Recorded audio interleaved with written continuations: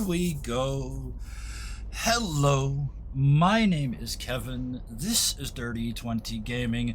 These are my friends. It's Thursday. It has been quite some time, but it is time for episode 31 of this Ironsworn campaign that has transmorphed and mogrified beyond anything I can ever have thought that where it was going to go when we started. First things first, though. Chat. Doing wonderful stuff before we even go live. I mean, come on. Thank you so much. You are amazing, amazing, amazing. As for being back in the mortal coil, yeah, we'll see how long that lasts. We might all finish this game in a different realm from that in which we started. I'm taking that as permission to kill somebody this session. Everybody, all the time. Again? I am on the brink of making a video called Please Fair. Kill My Character, because nobody, including you, Austin, has ever killed my character. I tried to kill one in front of you, and you wouldn't let him do it.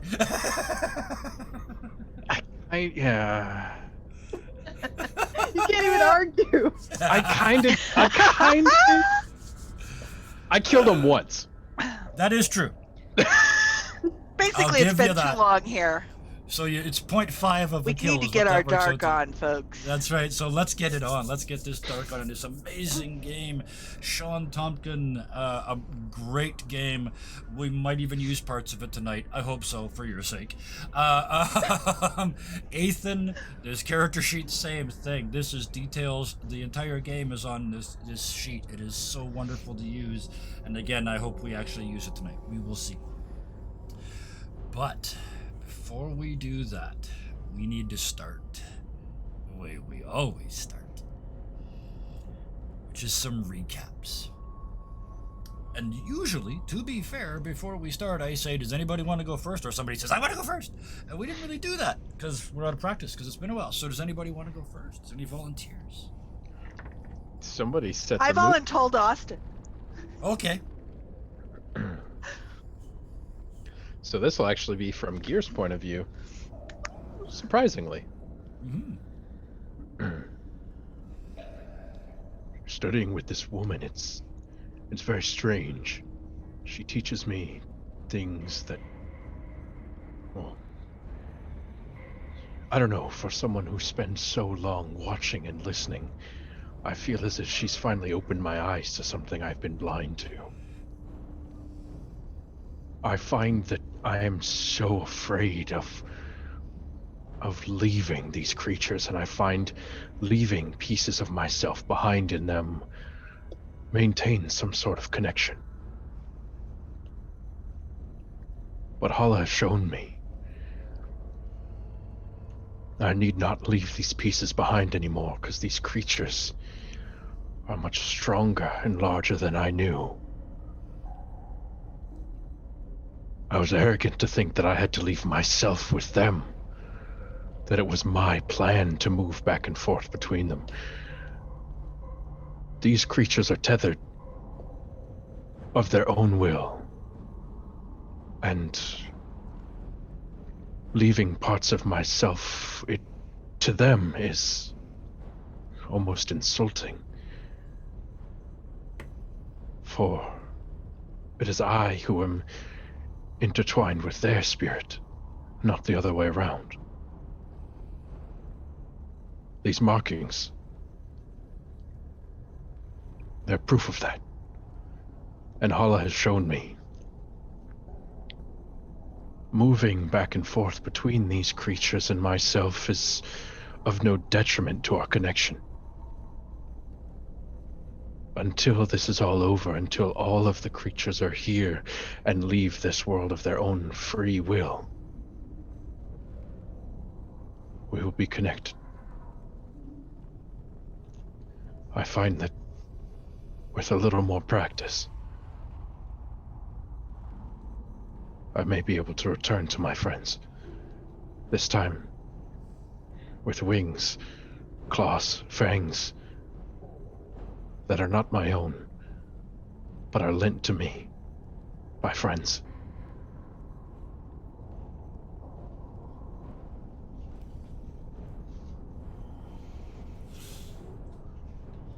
And having voluntold him, I'll go next.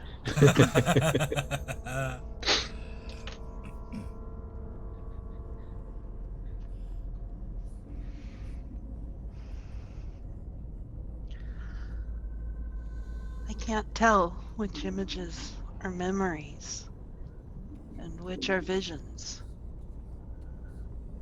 Did they happen? Will they happen? Are they merely delusions? Did I see Gear and he rejected me, or is that my fear talking? Did I raise a huge illusion of he who walks behind to scare off wyverns, or is that a deranged fantasy? Caradwin reacts as though she's telling me the same information multiple times and it's not sticking. I feel like wind blows through my veins and marrow, like I'm a wisp of smoke dispersing on the breeze, or of no more substance than a candle flame. What did I do? What am I doing? Am I a mere ghost wandering on unfinished business? Maybe I'm really still waiting in that glade.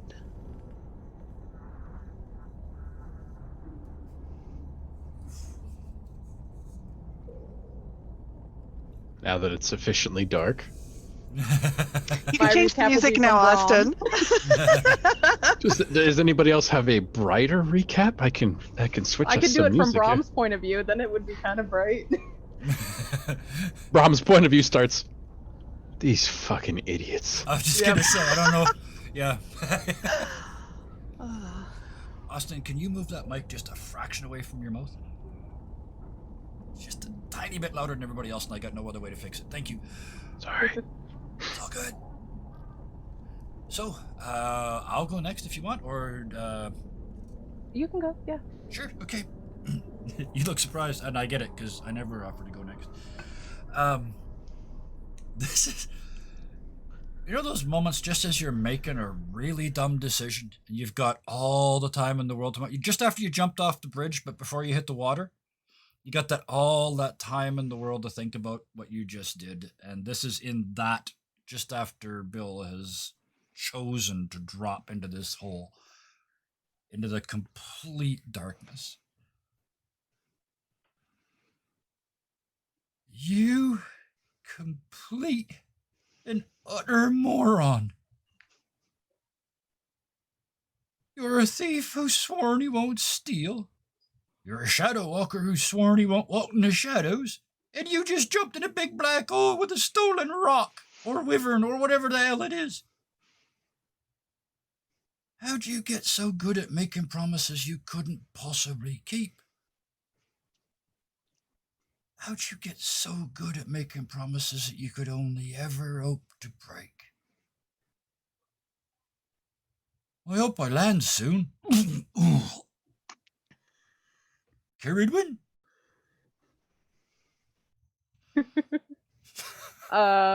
Yeah, this one will be after she has fallen into the crevasse, rolling her way down, holding this wyvern on her backpack, or in the backpack from Bill. Ow.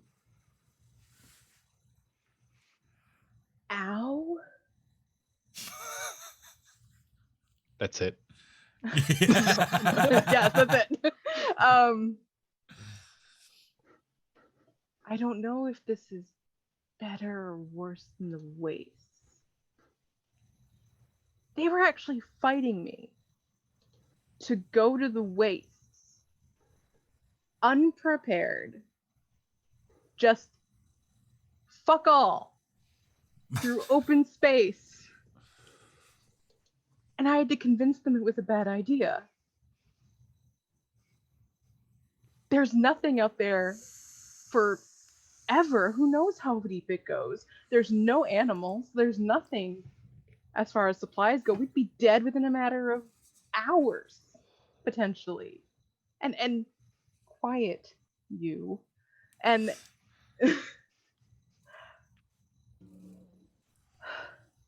now I'm here. And oof, Bill knocks into Garrett. So, Just immediately starts feeding food to the wyvern to try and get it to shut up. Because I think we went down this hole without knowing whether how the battle outside ended, right? We have no idea because It was still very much So I'm Carradine trying was to get moving the at wyvern. speed and fell. So I'm trying to I get the have, wyvern to shut up so they don't follow us down this hole I have a surprise. in the pitch black. Shit. You have a surprise. Yes. There's one last recap. Oh. Do tell.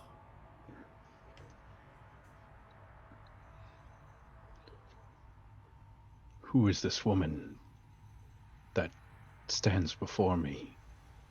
So naive, but so resilient. She foolishly steeps herself in the shadows, that which would taint and draw the life force from any man, woman, much beyond her years. Who is this woman that found her way to the mountaintop? No body in tow, breaking the bounds of all we know to be real.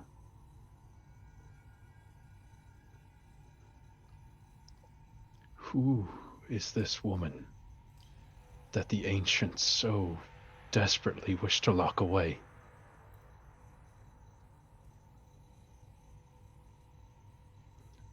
I've lied to them for her. I do not know why. I do know that I trust Weena's judgment. And so be it. If Weena has made her choice, then I will stand with her, and I will paint the mountainside with the blood of these wyverns. And I will do it for someone I do not know. So, with my last breath, I ask you, Weena, who is this woman?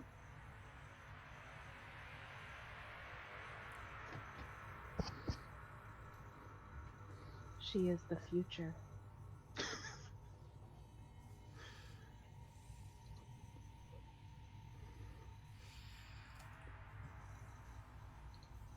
Wow. So the future lies curled in a small, painful ball in the bottom of a crevasse / cave on the edge of the Shattered Lands. It's No, Amala's not there.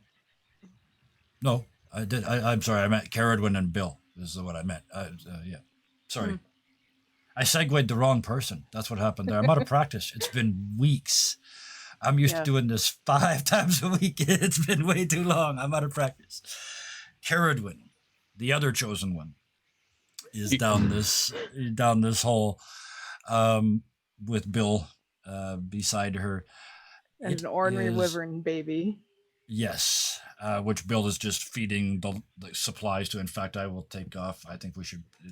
One of these can eat a huge amount, so I'm actually suggesting we remove one supply just to feed the baby wyvern, at least Bill to is stuff becoming very aware that wyverns are born with a lot of teeth. Yes. Oh, Yeah. stoner crows, leave the fingers. Aye. Here. Chew your now you can eat. And it snaps these like rock hard biscuits in half. I wasn't thinking anybody was going to be able to eat those. And eventually, I mean, it's a baby. Stuff it and it will go to sleep is the plan. So Hopefully for at least a little while. Yeah. We'll deal with the results later. Yeah, it's not my bad. So how'd you get an obese wyvern? Well, yeah.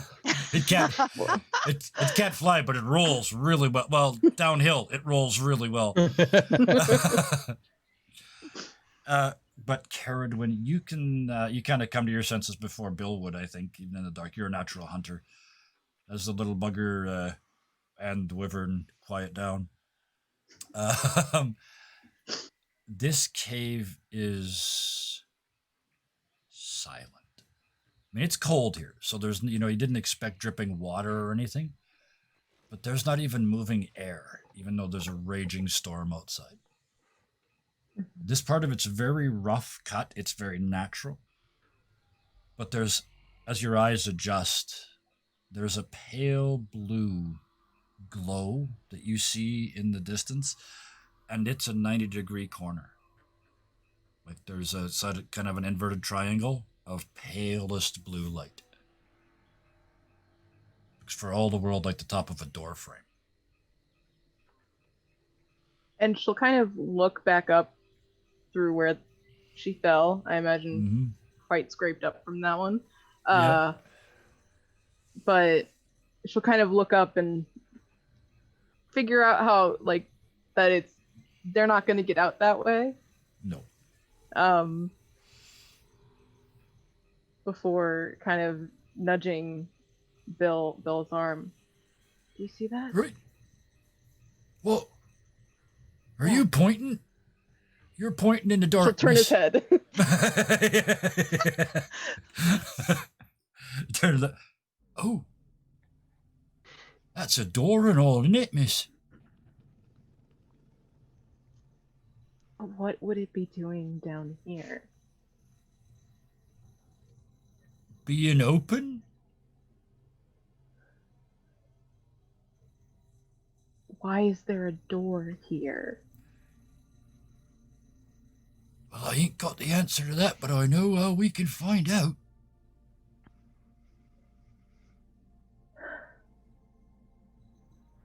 Does Amala know where we are? For all I know, she's dead again.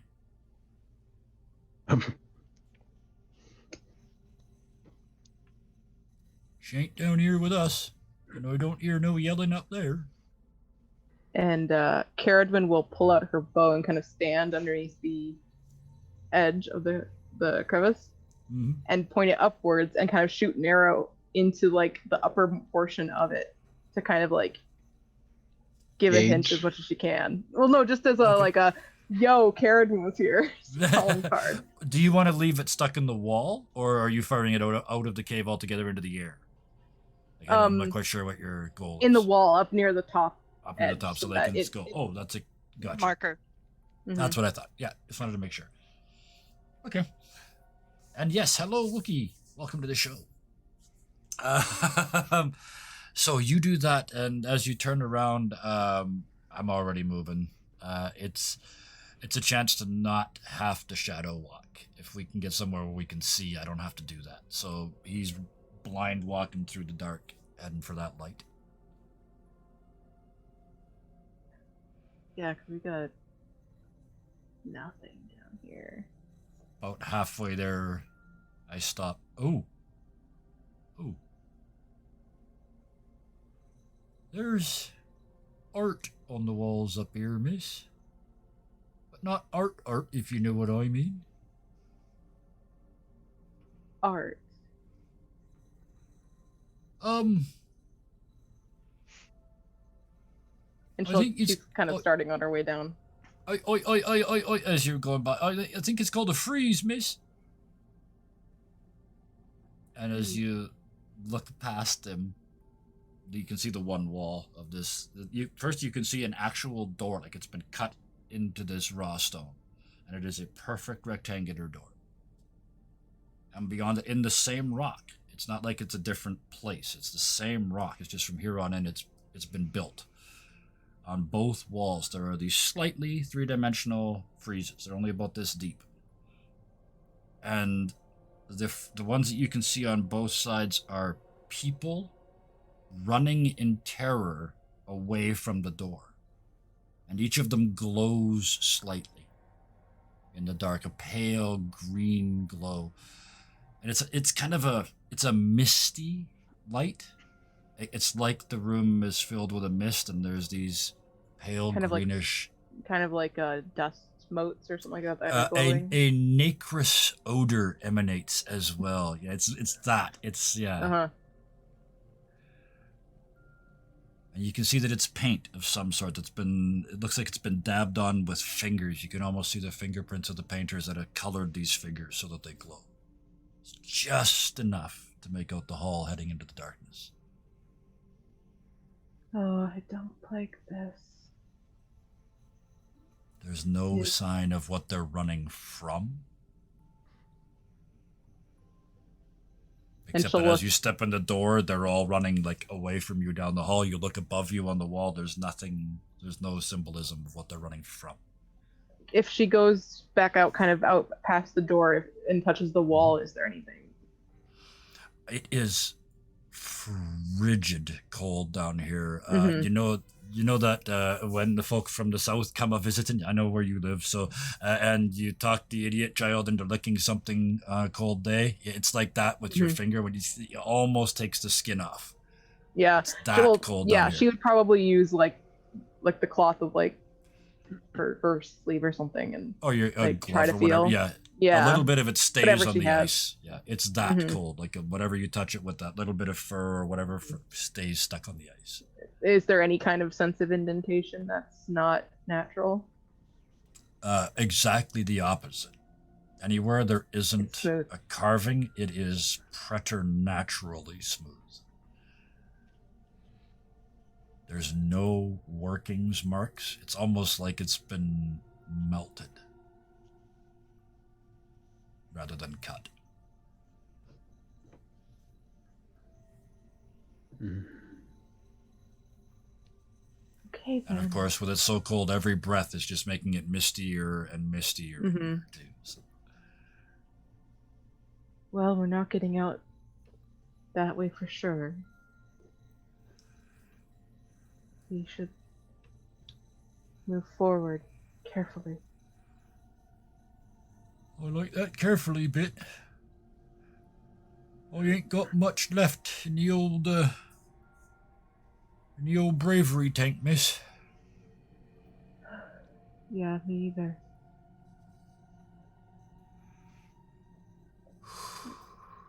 And Right. she's gonna, Well, and I'm assuming that what they're walking on is also like this sheer ice. Yeah. But again, it's so cold, it offers incredible traction. It's like sticky. minus 40 ice. Yeah, you couldn't Mhm. fall down on this, which is good, because if you fell down, you'd have a hard time getting back up because you'd be stuck to it. So, Higher Yeah. coefficient of friction than asphalt. Yep. yes, absolutely. And yeah, she'll try to, and it's probably so cold that fire is not possible for light. I don't know if we've got the gear anyway. Yeah, I don't think we do. I think most of that would have been on Brom, right? Yeah, Who probably. you left up there with the wyverns, by the way? Didn't really have a choice. It's all right, Brom's magic. Brom's the main character. He can't die. Rule number 1.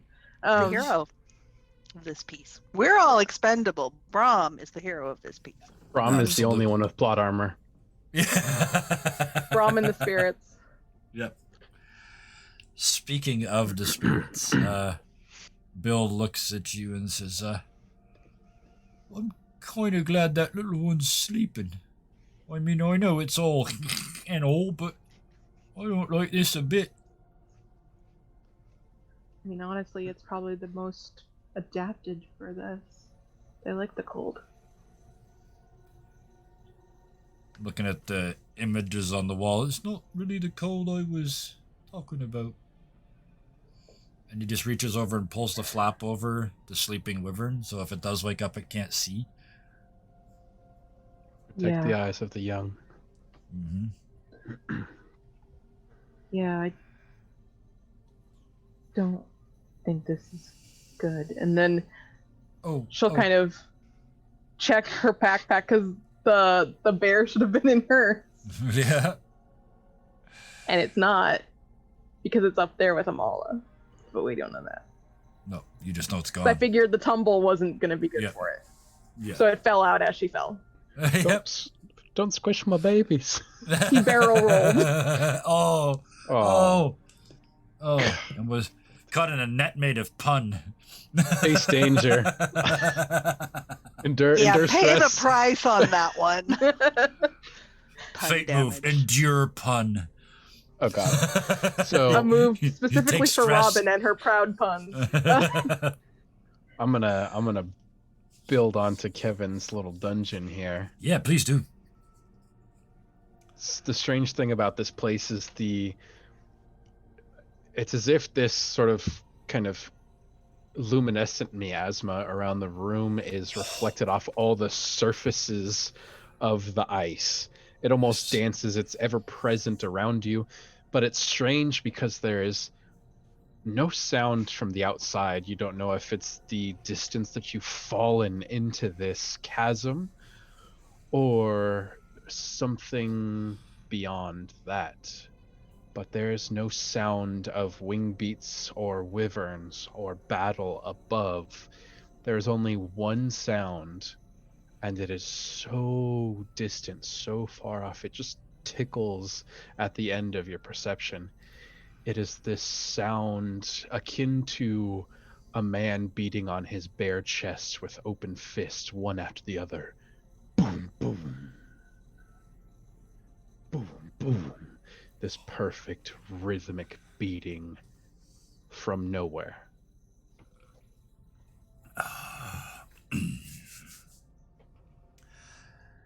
And we sent the people with the 2 lowest health and spirit into this, by the way. At which Bill says, "If you'll excuse me, miss," and walks right by you and takes the point.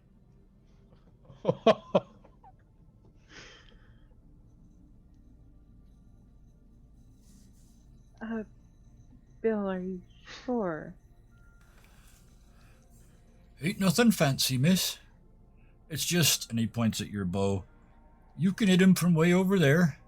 I pull out my modified piece of giant brass chain that just barely fits around my hand.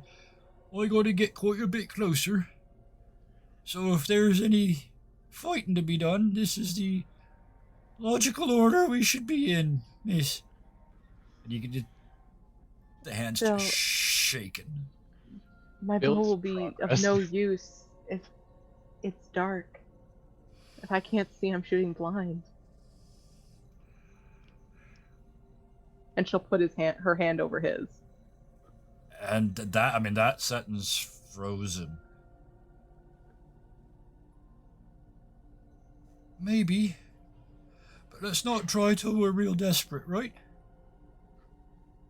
Yeah. There's a bend up here. I want to go see what's round the corner. If I come back running, you shoot whatever's chasing me. How's that work for you?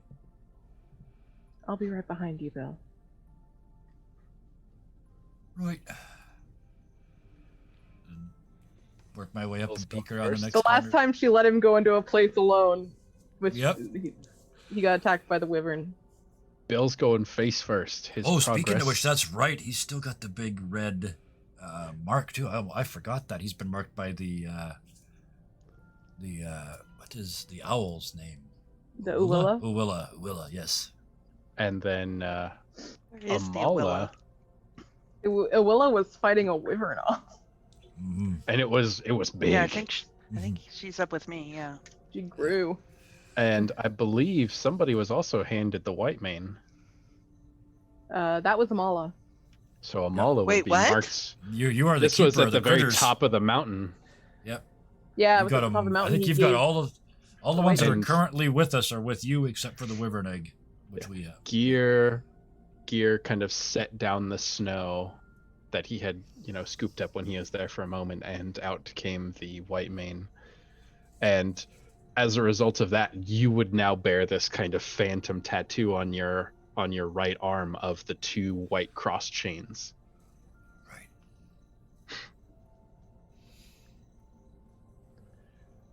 And Okay, I missed that. so if Bill's That was going really early first, on last time. like dead in the darkness, progress is immediately halted by the fact he can't fit his massive balls through the fucking door.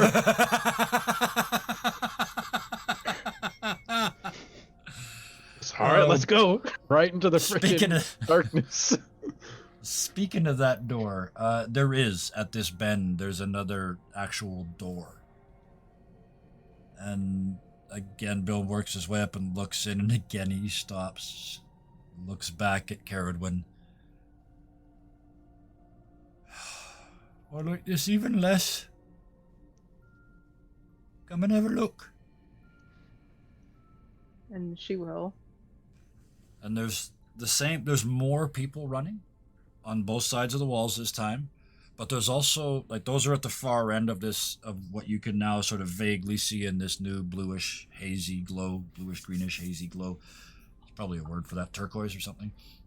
Anyway,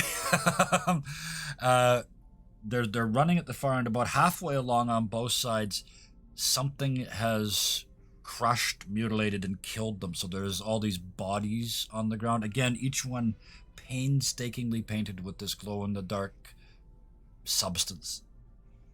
And just inside the door, you can see on the walls, like they're growing out of this side of the door, down the first couple feet of the hallway, the tips of tentacles, but they've got claws. There's other ones that come out as a furred arm that turns into a lobster's claw. It's just every imaginable, abominable combination of arms reaching out from around that door. And tucked around the edge of one of the piles, you see two figures there that look like they could almost be feet.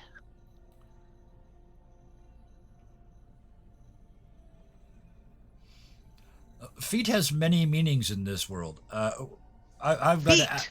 capital The F critter. feet. Feet. Capital Yeah. F feet, the critter. Capital F feet. Fear gone. Run headlong down the hallway. Dead, like baseball slide in next to him. Bill. It's feet. And about half of that is Bill, and about half of that is Echo coming back from down this endless tunnel. And you realize that Bill has just announced your presence to anything and everything down here. And the further Bill gets, he starts hearing this little clicking noise. There's also still the big thumping going on, right? That never stops. So there's boom, boom. This clicking noise. What kind of click? Like, first, did I get to feet? Is it him that's clicking and I'm still not at him? Or is it something else that's clicking? It's, well, as you come up, even in your hurry, you get a realization that it is larger than feet. Oh. And there's two of them. Skid. Do a stop on the high traction ice. And Caradwin will kind of like come up behind him. Oh boy.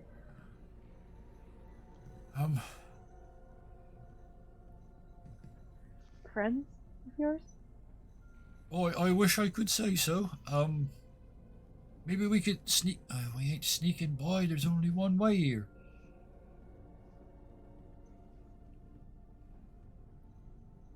I wonder. Do them look to you like they belong down here? Like they live down here? They have a rigid chitinous shell, the two of them. And they sort of turn and look, and there's like these three sort of holes in the center of their head. It seems almost like they look at you, but you can't quite tell, and they turn back and they're working on digging at something. And there's a scuttling. And then they seem to disappear. I've never seen anything like them.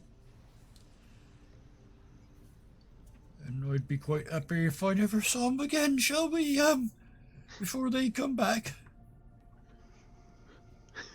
Yes. As you go to turn towards the next kind of logical progression into the next room, you are faced with a barrier. Now, full disclosure, I have no idea how long this dungeon is going to take, so I don't know when to just like crank it up. So I'm just going to go with it. there is this pure opaque draping over where the next pseudo kind of doorway or portal into the next room is. Yep. And it is stretched so impossibly tight across it.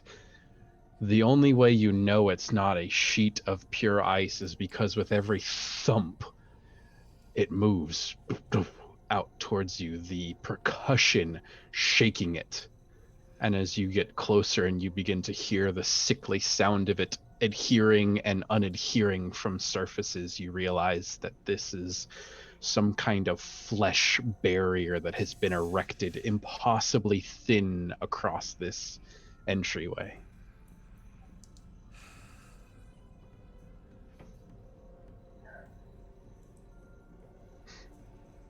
Well, that's pleasant.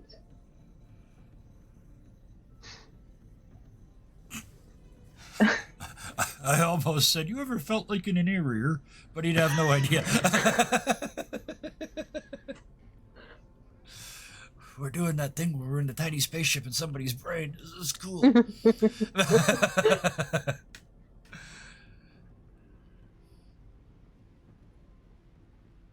Carradine is going to use like the end of her bow and kind of just like tap it to see if there's any reaction. Happen. It indents unsettlingly so, but it still continues to reverberate outward with every drumming of this beat. She's trying to figure out if she can like cut it so they can get in without Do it. doing anything. Just a minute. Let me try something else first. And I start trying to like peel it away from the edge of the wall. See if I can make a little like passage to roll between it and the edge of the door. I don't want to have all the answers here, but No. Well, let's do a thing. Let's do a that's a very least that's a face danger. A yes and no. I am going to voluntarily Oracle. crawl possibly inside a monster. That is definite. We're going to call that. you said you wanted a Cthulhu-esque. Oh yeah, it's Cthulhu-esque. Absolutely. Lovecraftian. This is the part where the mind starts to go, and Bill's already at 0, so this is going to be awesome. There's some Doctor and Who references in the. For in this, the this has chat. got to be edge. No modifiers, no way. Okay. I succeed, but face a troublesome cost.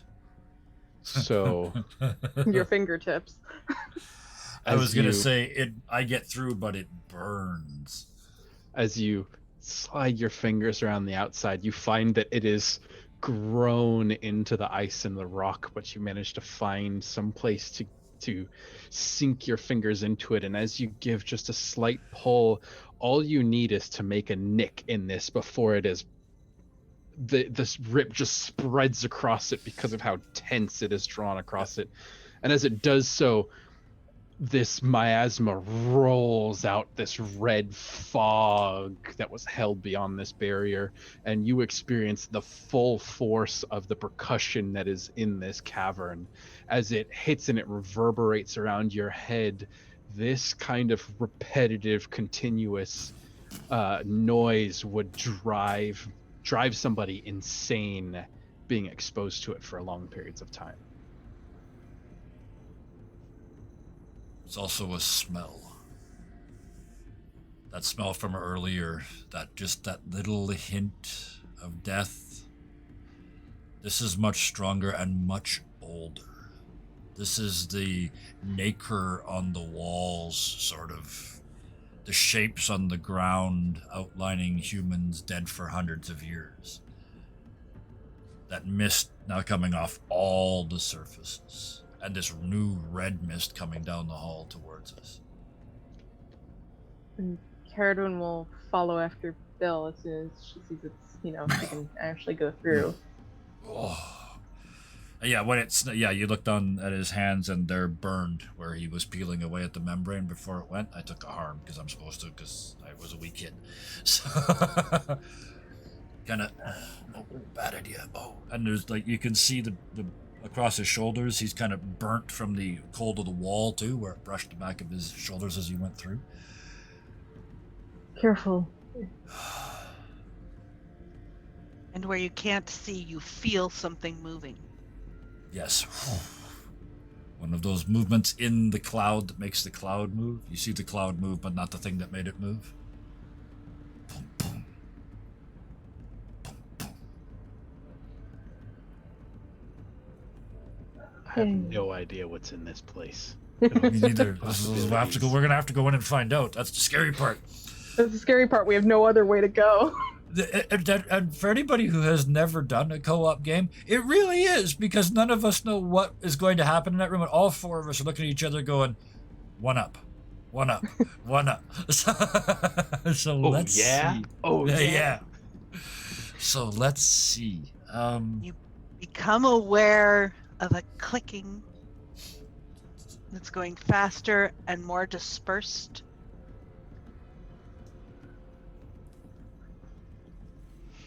And as we look around, it's like I don't know if you've ever been, I had pneumonia once really quite badly, and you turn your head and it took a second for your vision to come around with it. I've been there. Mm-hmm. Like that, but whatever it is in this red mist, it is having a mental effect as well. All those things that video games try and do with the really weird rainbow light patterns and all of that is happening. Like, you have to look where you're putting your feet. Things are getting less real. You feel something. You don't know which sense is picking it up, but it's starting to cringe the back of your neck.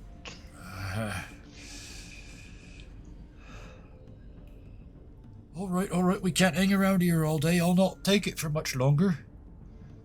And Caradwin will stop him for a moment and will tear a strip off the end of her bag and then stuff cloth in both of their ears.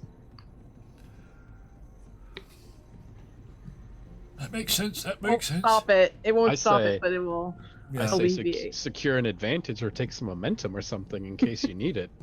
That's Yeah, a I good would say fucking that's idea. just a momentum idea right there. I don't think that requires anything. Yeah. Damn good idea. Right. That was brilliant. Yeah. And just Otherwise as a they're side going note, insane Bill quick. now looks like a sick goblin. Little pieces of cloth hanging out of his little bald head. Right. There's something moving in there. I suggest we pick a wall and stick to it. Yeah. Oh,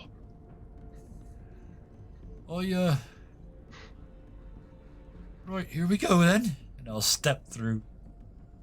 And I just go left. So I can keep my big thumping fist, my right hand out as we turn And left. Caradwin will follow, keeping kind of the end of her bow kind of along the wall edge so that she knows where it is. Oh yeah, Bill's dragging his times. fingers along this wall. Even it glows in here, but it's a big room and it's only lit by the walls, so the center is just red mist and blackness. And as you Bill- enter in, the clicking sounds suddenly stop. and Bill. And then suddenly start a lot faster. And there's a lot of it. And there's more of them. And you've got a lot moving out there, and you see flashes of the chitinous scales. Two things. Yep. Two things, miss. One, don't step in that. Two, run! And I just take off down this hall, like fingers on the wall, one hand out in front of me, just running. And she'll follow. Yeah. Follow Bill- at As you pass, speed. there's this large mound that has a much larger one of these sort of looking at you. And they're coming at ya!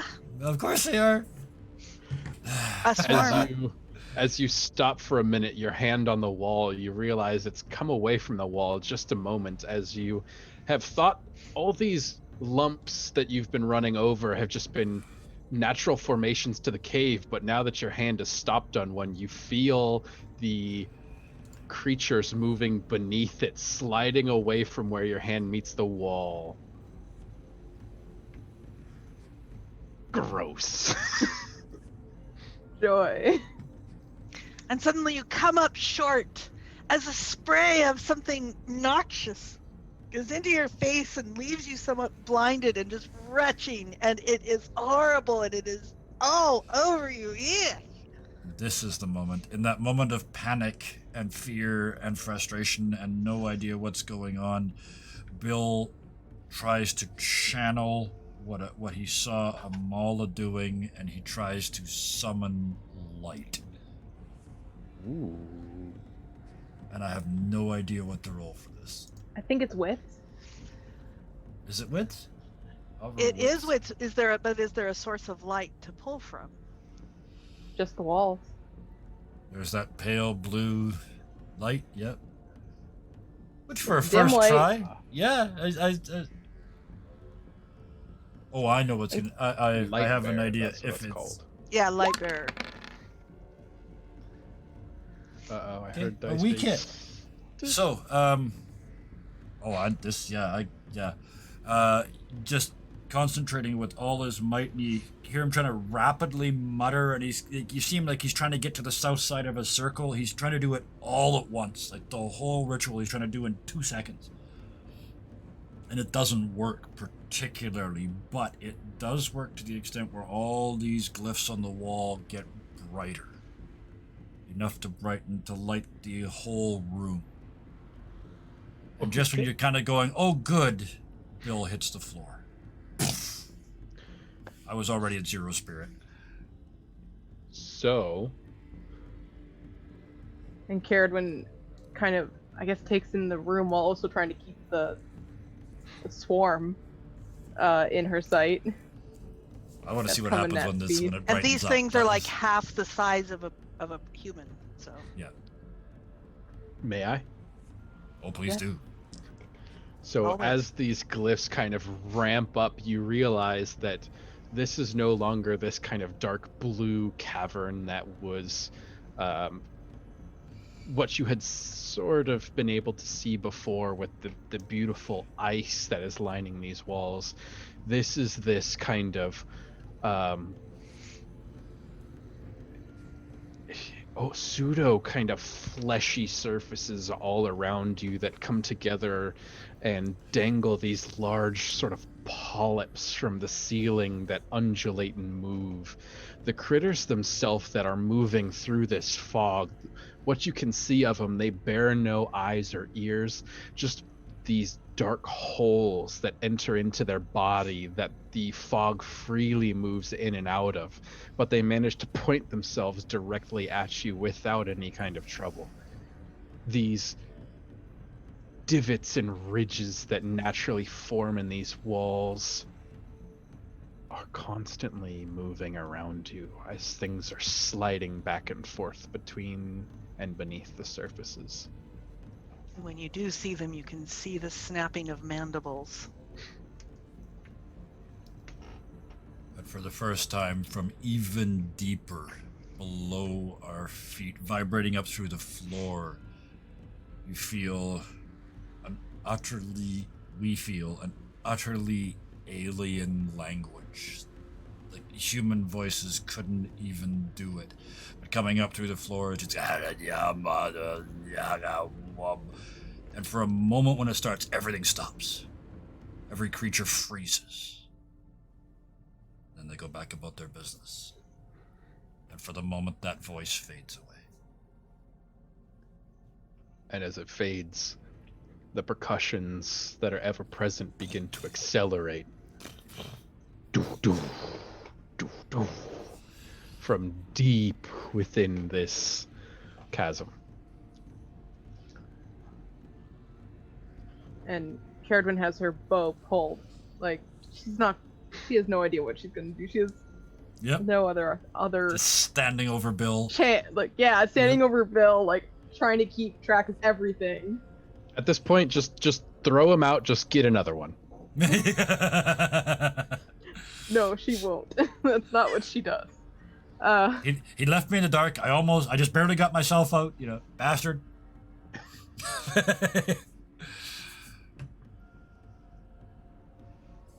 And What have we done to you guys?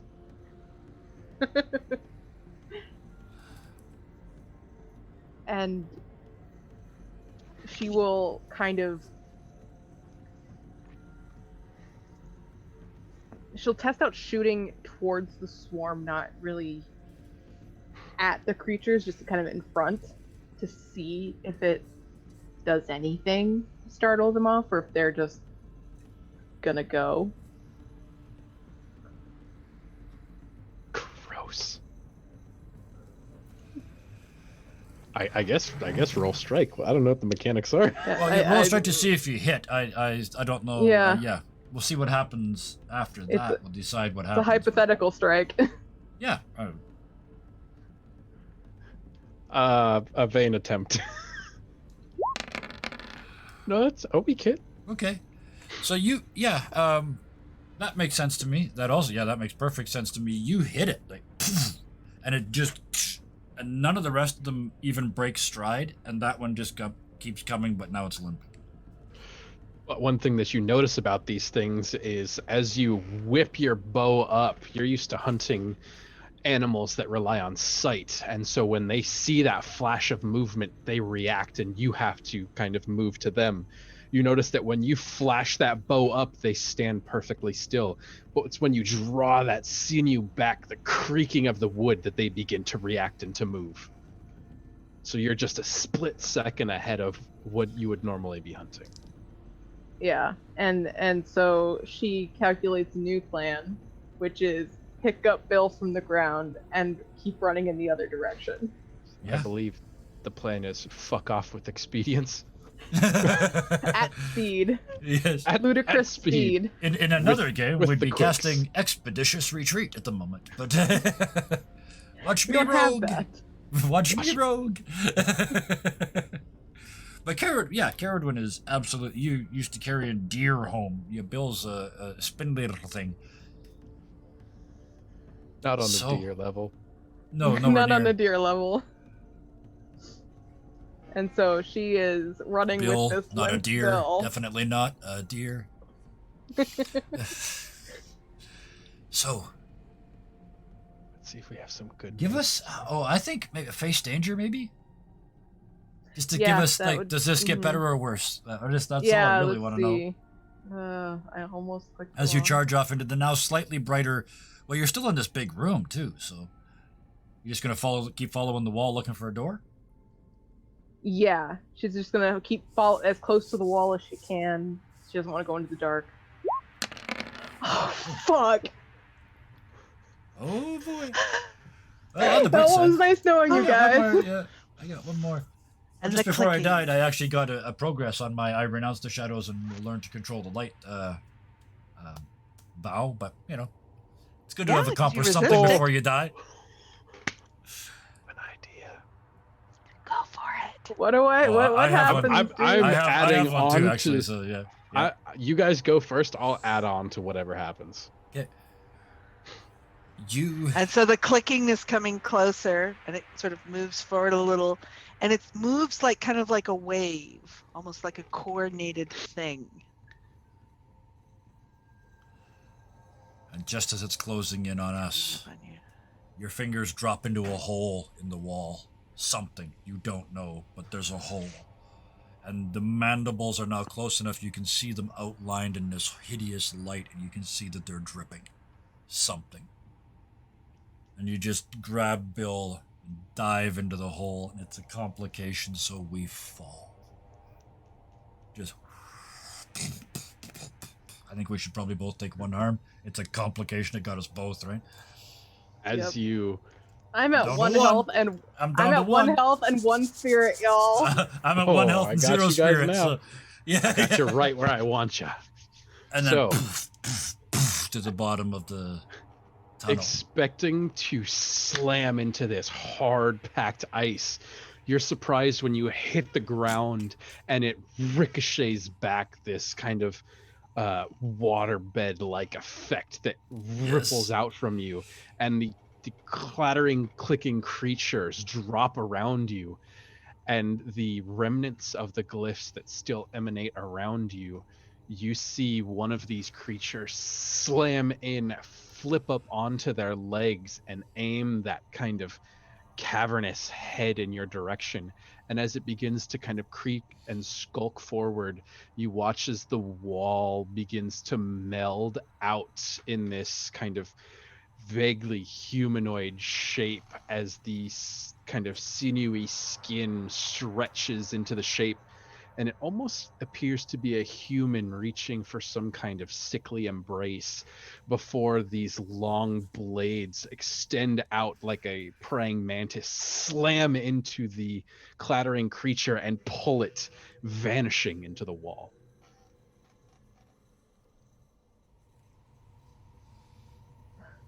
And it briefly goes quiet.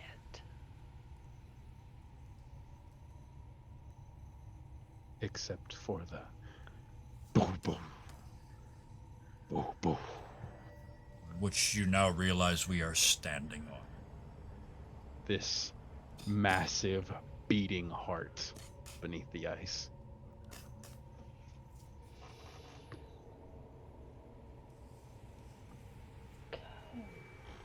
And she'll kind of like try to rewrite her stance, get Bill back kind of up on her kind of shoulders, kind of holding him up, his feet kind of dragging. Now that you look around inside this room, there are these ridges, like long curved beams, about every 5 feet, going up the walls. They look like ribs. They look like ribs? Yes. Yeah. But not any kind of human ribs you've ever seen. No. But a convenient place to put a bill is basically why I give you ribs. And with the strange light that is emanating from these glyphs surrounding Bill, you see that these kind of arched ribs faintly gather and reflect the light back to you, and you realize this rib cage is entirely made out of pulled iron. So does said ribs look safe to put a bill?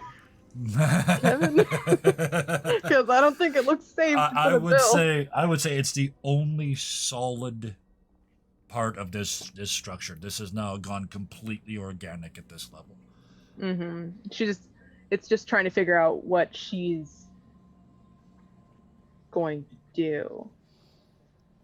Because now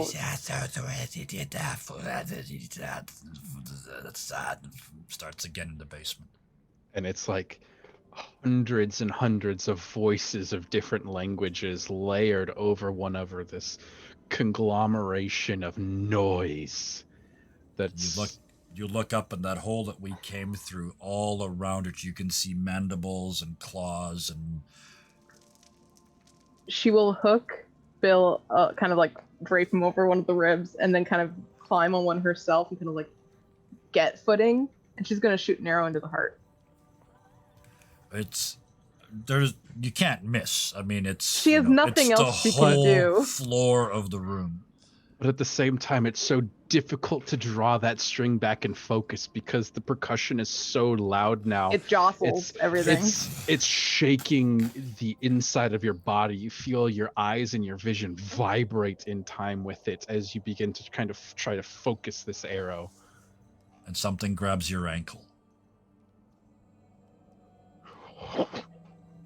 You look down, it's Bill, staring up at you wide-eyed and helpless, just holding on to you. Oh, he's not trying to stop her. No, he is gone. He is terrified gone. But he just, he's giving you what he's got, right? And so, yeah, she's going to shoot as many arrows into his heart as she can. Just pow. The first one hits and a little rip starts, and hideous fluid comes out, and it starts to spread slower than the orifice upstairs, but in that same sort of way. The hole gets bigger and it starts to try and keep up, but it's losing too much. And the whole structure, Bill quickly falls off. You catch him, go to one knee sort of in the corner, this flaps of skin coming up and kind of wrapping you almost like a tent. And you realize that the Surface shudders a little with ripples. and there's some kind of light within.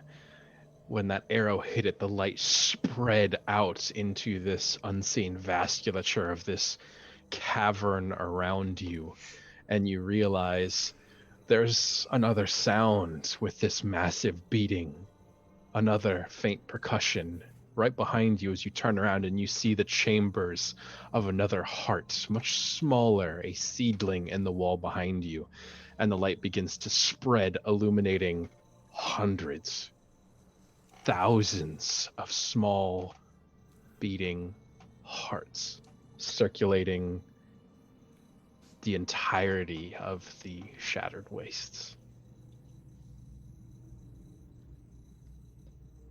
And you realize, as you have kind of coaxed this gout of liquid, as it hits you, it's not like water, it's heavy and thick. And you realize, as it begins to kind of dry in patches, this is cooled, molten, sort of liquid iron that is being circulated in this system. Yeah.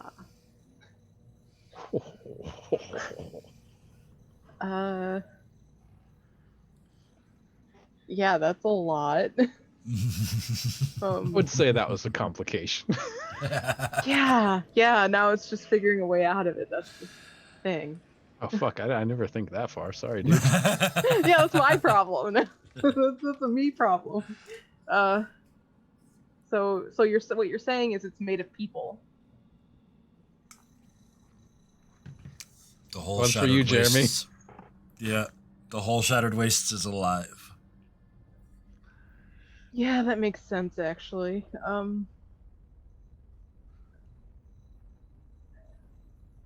Does it look like these hearts are suspended in something, or is it just like different tunnels of ice kind of thing? The Like- entirety of everything around you, you can hardly see any ice anymore. It's just soft, Tissues. fleshy with Yeah. pustules and polyps that dangle, oddly kind of undulating in rhythm. But there are hearts sticking out at various depths. You can see some that are almost completely submerged in the flesh, and others that actually dangle from a spider web of vessels. It's like a cancerous growth. This looks like the perfect time to find an opportunity. I have an idea of how you guys can get out of here. Mm-hmm. Well, good, A because we need a clue. clue. Yes, give us a clue.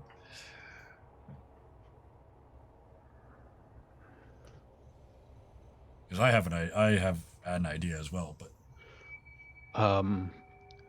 As you are sort of kind of clutching onto the ridges of this rib, glancing around the room for something, for anything that would offer some kind of way out, there is one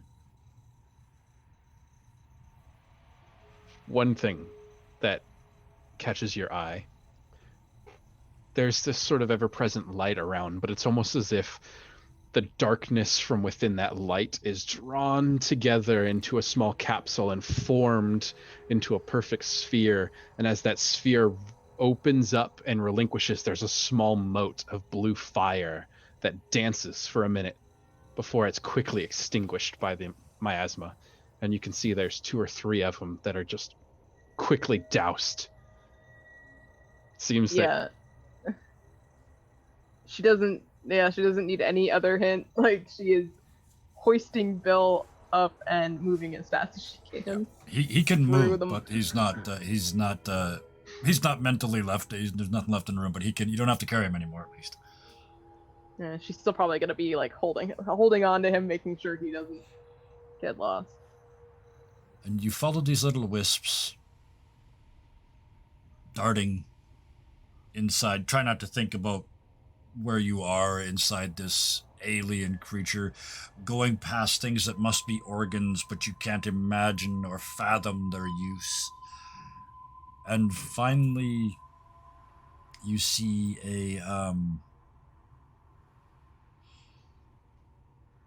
another little point. It's not a point of light. It's a patch. But this light's not blue. It's kind of that reddish, pinkish color of sunlight coming through skin.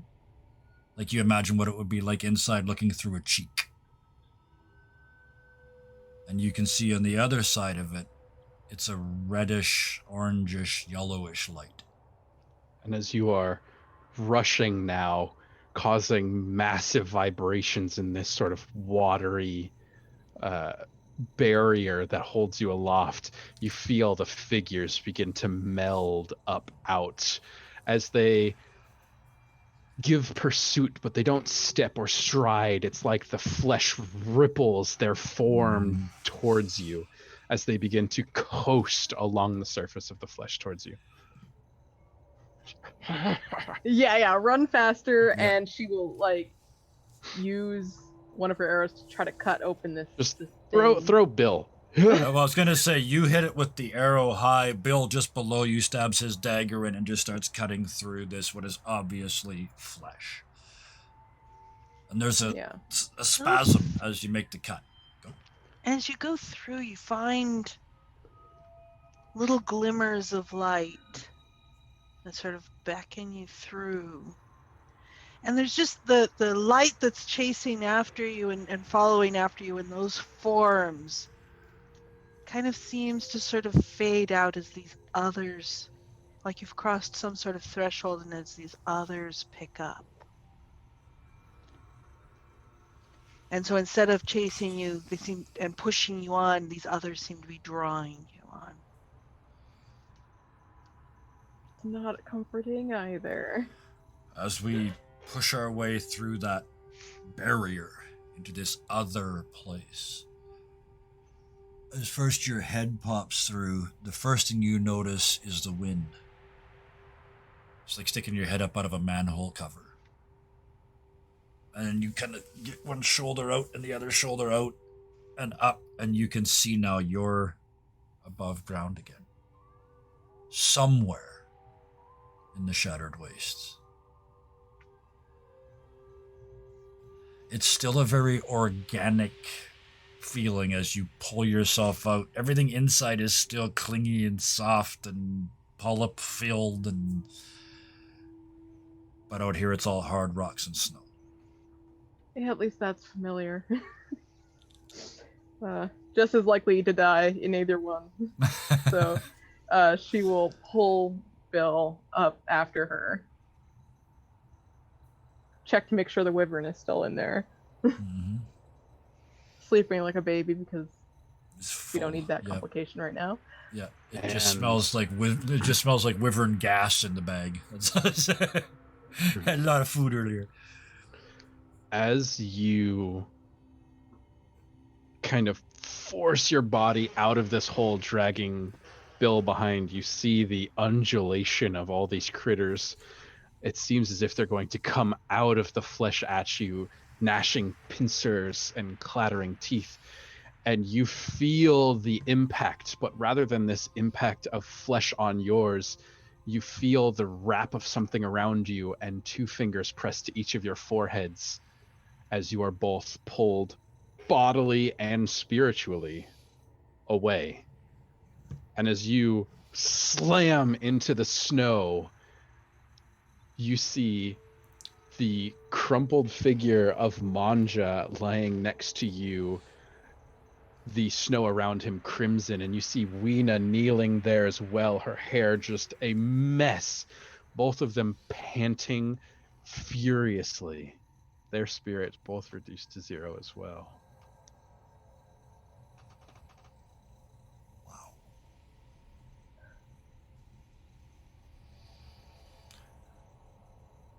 And that extended pause makes me think that this might be a very good time to have a bit of a break. That a lot happened. Wow. I mean, the only theme we had going into that for the sake of complete and utter honesty, the only word we had going into this was Lovecraftian. That was all we were working with. So, wow. That was amazing. We will come back in 15 minutes. We will talk to these wonderful people, and then we will get back out of this rabbit hole. We were just at, a demonic rabbit hole. I don't know. Was that the demon Dive rabbit? back in. We can always go back in, yeah. Anyway, we'll do that, whatever it is we're going to do in about 15 minutes. We'll see you guys then. Thank you so much for joining us. See you in a bit.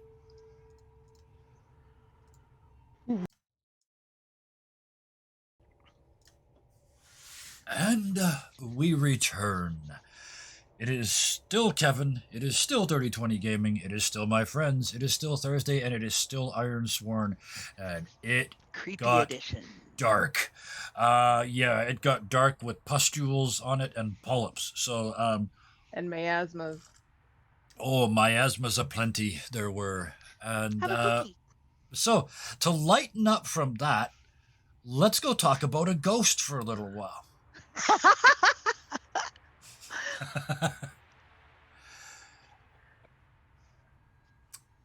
Let's find out what happened with Amala recently. You want to set the scene, Austin, or do you want me to? So I'll give you the scene, and then you go from there. So as Okay. Mala Ooh, good heavens. Dude, oh, thank you, thank Mudkip. you, man. Wow. Thank you. Wow. Mudkip, thanks so much, man. Whew.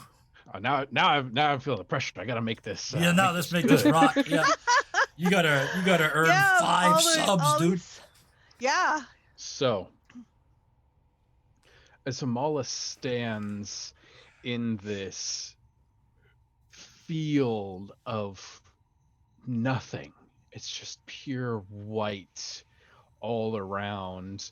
The only thing reminding her that she's alive is the screeching of combat. There's this kind of numbness as she glances to one side and she sees this black wyvern digging its claws and fangs into the red feathered beautiful owl as it pins it down into the snow. As wyverns clash, lightning strikes and fire dances across the snow. There are flashes of sparks as Manja disappears in one area. There's a flash of lightning as he reappears somewhere else. And there are wyverns that are just engulfed entirely in a ball of shadow. And as this ball wraps around them, swallowing them whole, it ceases to be all at once, removing the creature from existence. But there is no shunting back this army, as when one is removed, 4 more rise to take its place as they all convene on her location.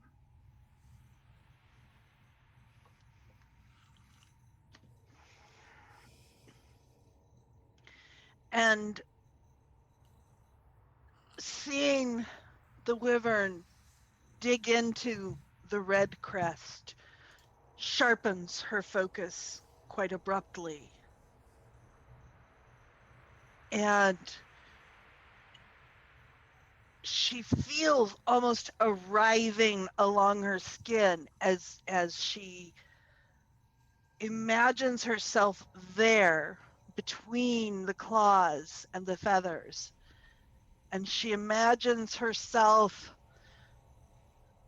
spreading out and sort of taking the place as she sort of shoves the red crest aside.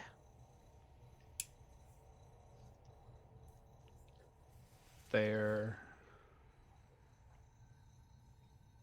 again, that sort of sharp cutting through the numbness as you realize you have these spirit creatures all around you. You watch as you kind of force your will into this wyvern, just prying its gently off the red crest, and you watch as in a flash of red light it vanishes. And the same as you move to rescue this large white wolf who is also pinned, two wyverns pulling at it from different angles, threatening to disembowel it as they tug of war over it. And as you slide this magic in between, sheltering it and embracing it, you watch as there's another flash of white light and it vanishes, and the tattoos from your arm disappear entirely. And you realize this massive expenditure of energy that you have used to save these creatures. You find that this force you're driving into them with your bare hands against the sharp scales of the wyvern, you feel the impact as the spikes dig deeply into your flesh. And you feel a hand on your shoulder. And I'm cringing back as they're digging into the flesh in the back. And the hand almost doesn't register because it seems so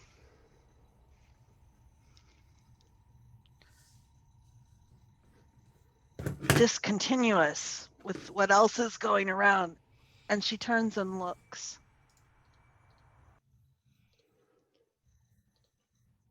And you look and you see Milva's face. Amala, look what you've done. As you look at your hands, you realize you have grasped the nettles so hard they have dug into the flesh, producing these beautiful little ruby pearls in the palm of your hands. And it's not just that, I'm enmeshed in the bramble, and it's snagging no matter how I move, and ripping and tearing until I freeze.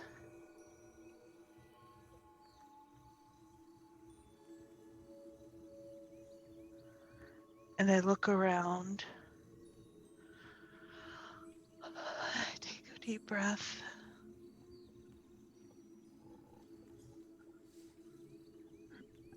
And what condition am I? Do a quick sort of, the quiet is almost deafening. So I take a quick inventory to see what condition I'm in, because I still don't know, was any of that real at all?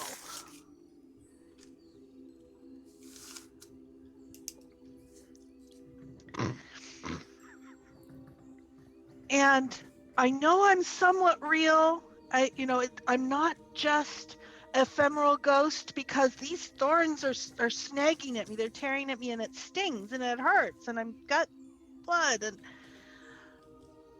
I stand up and look, and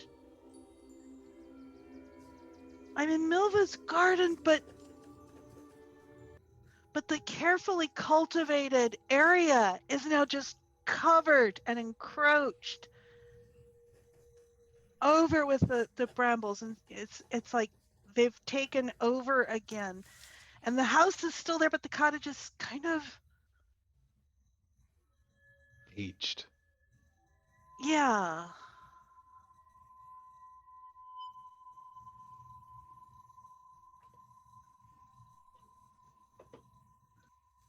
And I sort of tentatively look over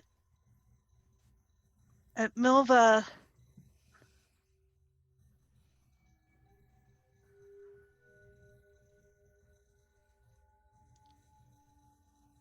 And down at the brambles.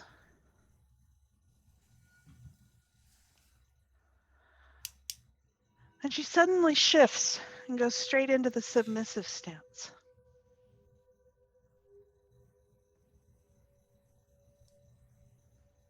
And Milva just snaps out, "None of that, girl."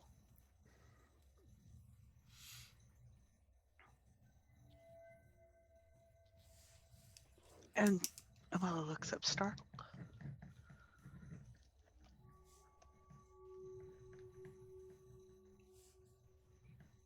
If you're going to be it, you're going to own it.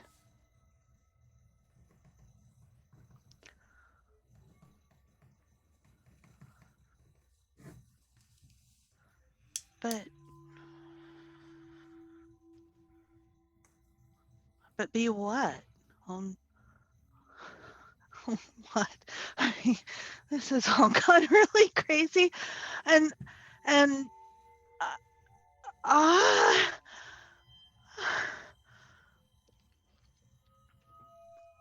Are you even here? Are you even? Am I here? What's happened to your garden? Is it even here? Am I in that damn glade? Am I? Stand up. Get your chin up. Straighten that spine.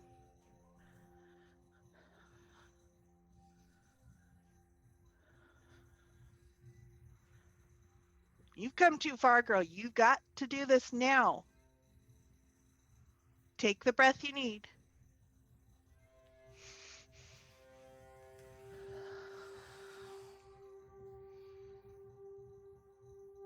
Now, how do you get out of briars? Very carefully.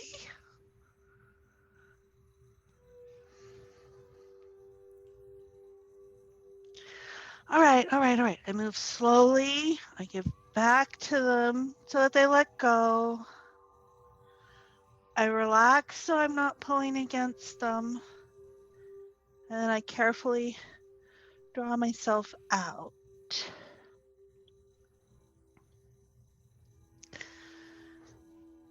And the brambles kind of melt away and leave what almost looks like a desolated, long forgotten garden.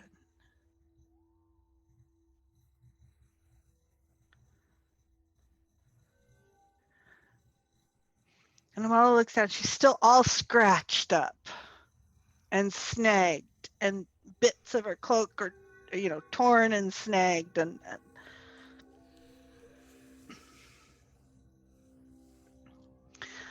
she looks up at Milva. So what do I do?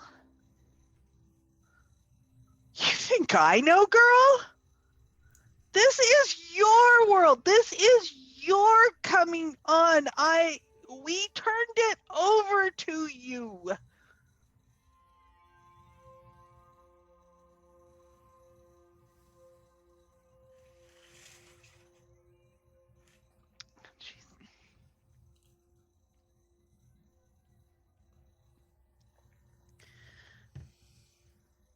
So how did I get here? Girl, you just come. You just appear in my garden. And sometimes you're solid, and sometimes you're a ghost, and you're just here.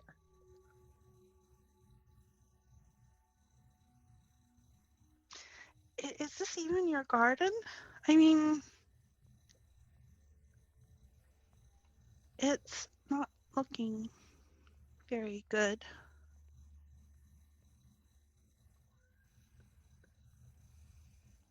As I said, we turned it over to you. And when you look up to her as she says that, you notice not only her, but standing behind her at the sort of breezeway through this cavern is an older man, his hair now more silver. And he looks in your direction, not quite at you. And you realize it's because he can't anymore. His cataract eyes gaze searching for you, but more just listening. And you look up and you see Milva's hair is silvering as well.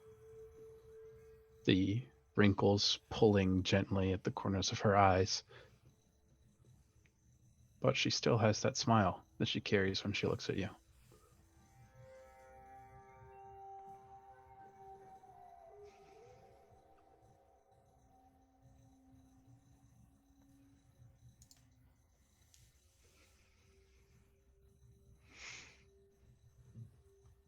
Amala, do you take this garden? She just told you it's yours. Do you take responsibility for it?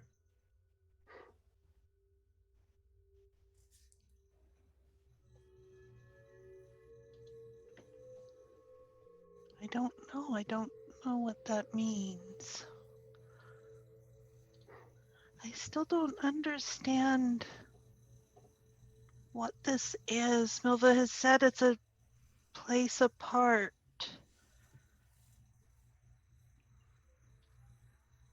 But where and apart from what?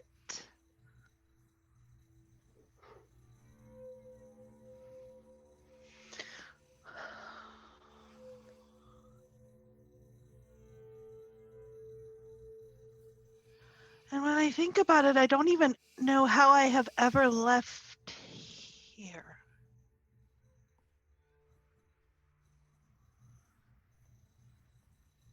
I've always just turned around and it seemed gone.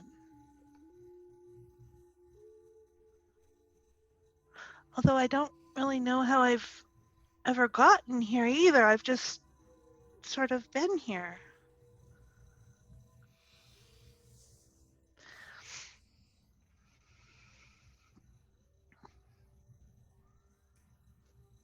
Have you ever been not here?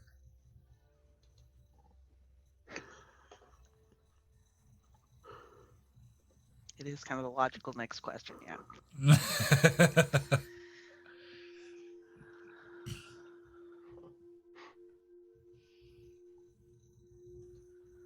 Have you ever been anywhere?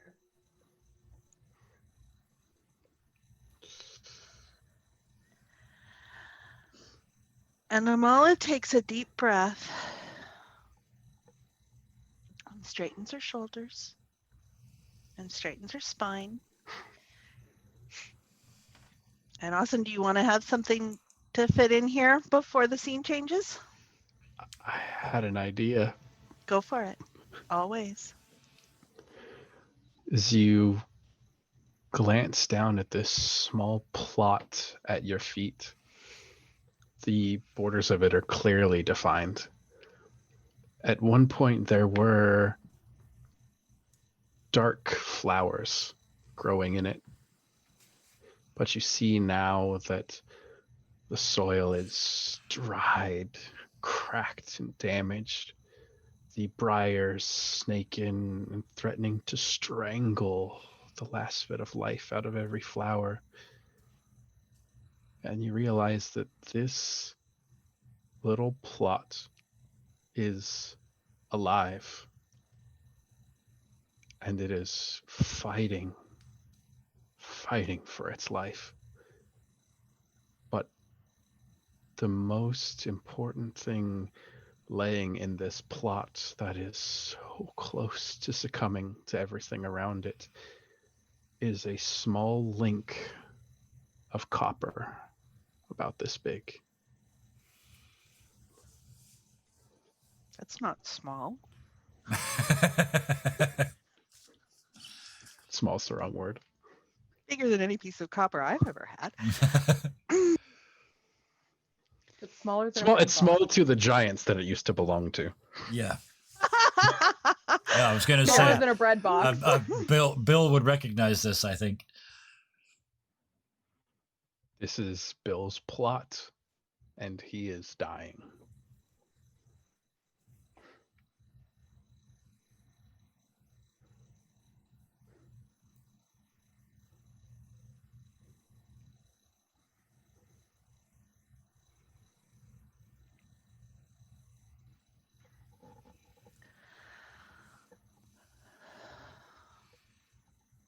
Right.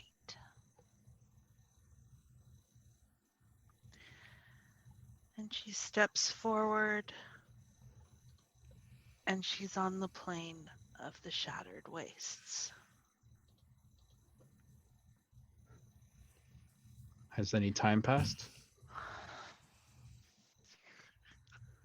And Who can tell in all the chaos that went around? Somewhere in the deepest shadow, in the deepest realm of shadow, he who walks behind can be heard to say, "Damn."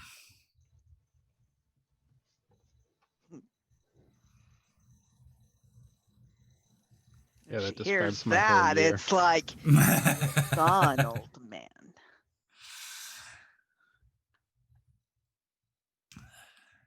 And right at the moment, it is cold, it is still, it is quiet. And then there's kind of this rushing noise as reality starts up again around her. Yes. And the chaos and the crows and the spirit animals. But the wyverns are gone. And the crows are frantic and in a circle around her. And out of habit with them doing that, she reaches out her spirit to them. Oh, okay. Do I have some notes on rituals, which I haven't done in 2 months, 3 months? Well, while you look up that, let's do a real quick cutaway to something gear or at least Austin related. Take one of the many NPCs or gear. Do something for us. Well, I could. Or you can anybody who can do a thing. Gear Who wants to is up to with Hala. I'd go for it. I feel like we've been neglecting Okay. Robin too. Yeah. Excellent. I have no idea. I'll follow you though. Yeah. So in this area of spirit where Gear is kind of sequestered with Hala, he's been going through these lessons in trying to stay present and kind of letting the spirits kind of have some agency along with his own, and that kind of give and take relationship that she's trying to instill. And they're in the middle of this of one of their sessions of where he's supposed to listen near close to himself, and he's supposed to help. He had sent out the red crest at one point, but time is kind of wibbly wobbly, and so Hollis is kind of actually sitting across from him and trying to like keep him centered while also causing like minor distractions around him too, to try and see like how well he's taken in these lessons. And as she's doing this and as he's kind of listening, all of a sudden Hala goes quiet and she stops what she's doing. She stops her tapping and her running her walking stick across some foliage, and she stops completely and closes her eyes and focuses a little bit and kind of gets that like far off away moment. Oh dear.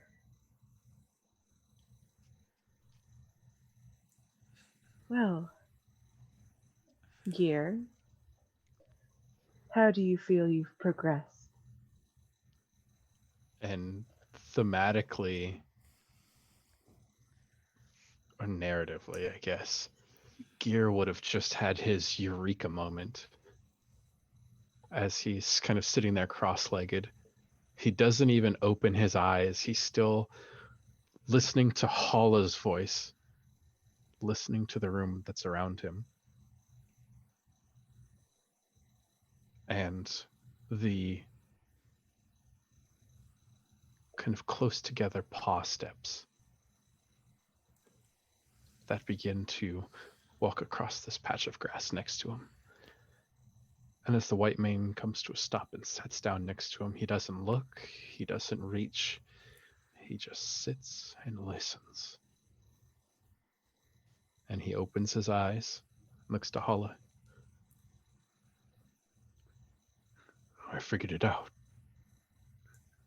You've been telling me this all along.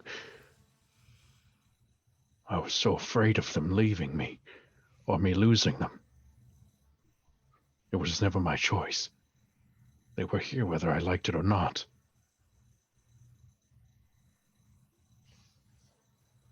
There was no connection I had to maintain. I just had to have faith that it was there. You could have saved me a lot of time by telling me this. Perhaps. But maybe it's a lesson best learned through introspection. Some journeys you have to take alone with just a bit of guidance.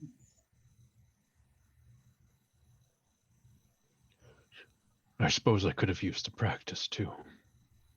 Yes. Though, something has happened, and I believe we should make haste with the next step we must achieve if you are to be with your friends. And right about that point, Gear notices the 2 spots in the white mane that are still kind of freely bleeding down the white coat. What is happening? Your friends are in a spot of trouble, and I believe the best way to help them would be for you to get your body back. Gear does not look surprised at all until you say, it's time to get your body back. The fact that they're in trouble, no surprise. No, sure. This is us. Yeah. And Gear kind of stands up and he instinctively goes to move and check the white mane over and stops himself. Stands up to his full height. Okay, I'm ready. Good. Because there are a few things you must gather first, and luckily, one of your friends' companions has been helping with that. And and so she will take Gear to, I believe it was, I need to look at the map actually. Somewhere far away from here. Somewhere way far away. There's this camera shot of like this perfectly calm patch of grass. Way in the distance, there's this huge raging battle of wyverns. But in this calm patch of grass, it's slightly disturbed as a bear cub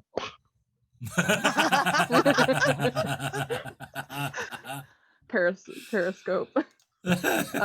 She takes him actually to outside of fish. Kinheim.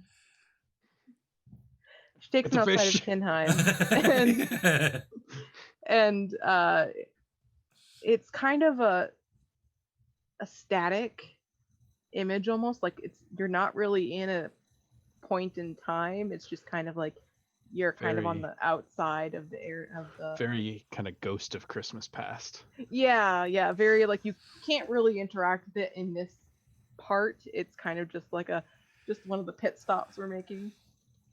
And along the trail that goes from Kinheim to Malwind is one of those iron hooks that had been inside of you.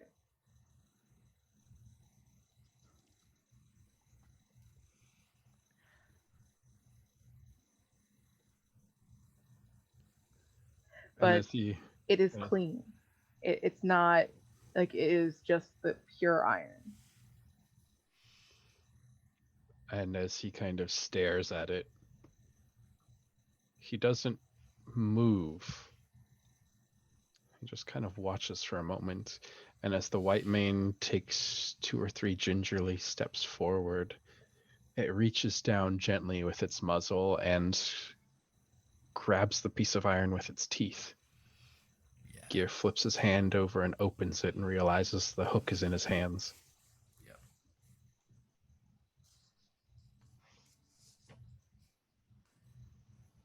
Closes it down tight. And just looks to Hala. And in the next moment, like, they are standing still and the map is moving around them in fast forward. They're outside of the ruins of Malwind. And there's another one kind of off on the edge of a tree. Kind of cockroach height. on the tree.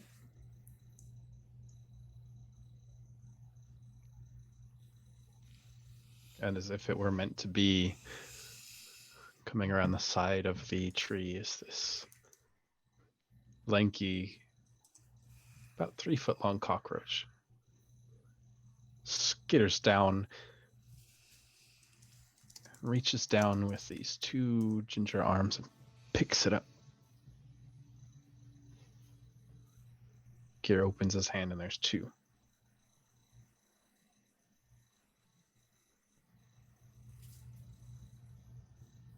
The next is in Stormhole on a table in a tent, right where it had been left by Caradwin. This one, it clean like all the others, just left there. And as it was standing on the opposite side of this table, regal in all her forms, is a beautiful red owl with a motion of the wings wraps the table. It vanishes from the table.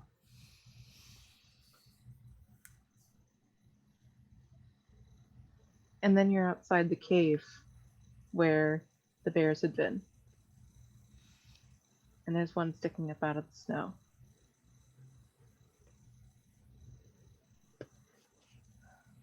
And the snow itself begins to move and upend as a bear cub comes crawling out of it, reaches up with both paws to collect the snow off of its head. With the fish, and the hook is in the fish. This is the comedy relief And there's bear. a squawk and some feathers and a, Yes. oh, it's you. Spirit business. Now, Pesky now, spirits. Kira. Gear's then- a changed man. He'd go for his stick.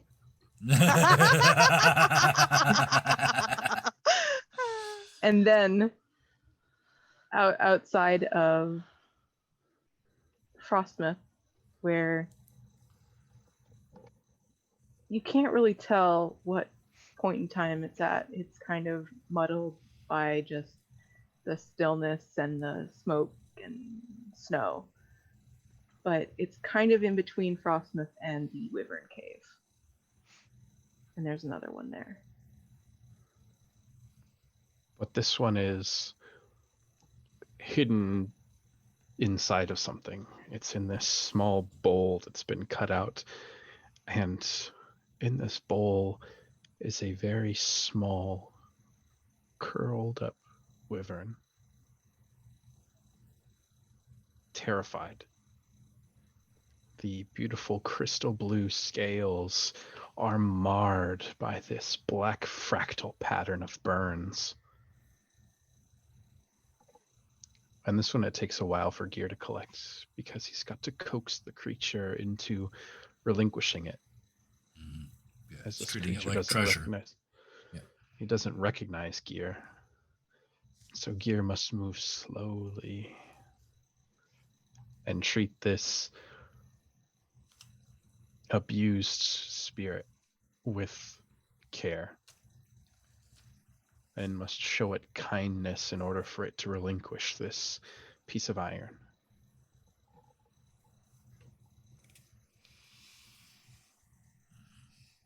And then you're outside your Oni-Kiri circle near a deep crevasse. And there's one in the snow just a little bit away.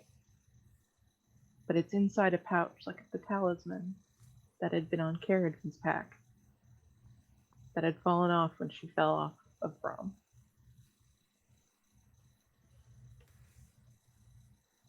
Brom steps out from behind a rock, apparently completely unscathed by everything. Brahm is definitely a spirit creature. Yeah. It's happening. Maybe not one of the spirit creatures, but a spirit creature. Mm. And There is less to Brom than meets the eye every once in a while.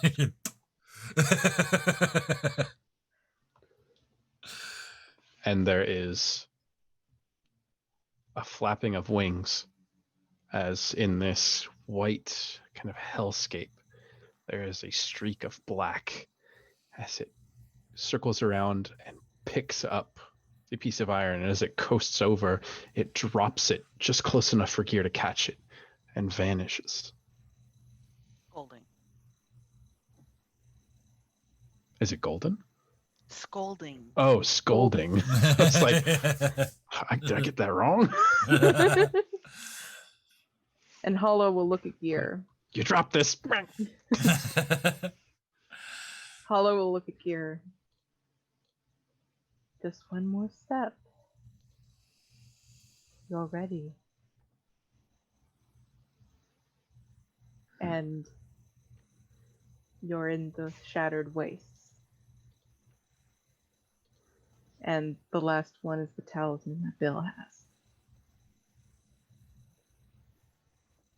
As he lays in the snow at Zero Spirit, beside a rattled looking Caradwin barely hanging on, beside a dying Manja, and a very, very hurt Weena. And this time, Gear picks his feet up and begins to wade through the snow himself. And as he walks, it's strange because it becomes much more difficult as he gets closer to it. As he first begins to move, it's fine, but then he realizes he's got to fight the snow itself, and then he begins to feel the burning of it against his legs. As he reaches down and he closes his hand around the last one and picks it up off of Bill. And it pierces your skin, and you bleed. You're back. Gear snaps his head around to look for Hala. You can't see her. But you are in your body, the one that is recognizable to your friends. You are clothed, because otherwise you would die. And you seem perfectly intact, with the bits of iron in your hand. Gear smiles and a snide remark behind him over his shoulder. You planned that. Show off. Which seems like an excellent opportunity to cut back to Amala, now that Karis has had a moment to think. But is it Good back? luck. Or are the crows also circling around the party? And they're doing their interweaving They are now. as they go round and round and round, and suddenly stops.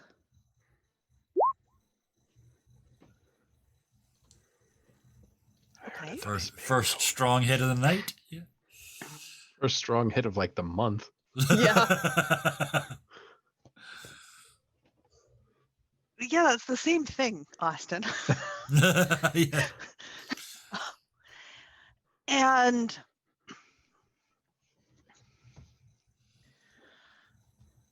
the vision that sort of manifests in the middle of this circle, and it manifests around Amala as it takes form. And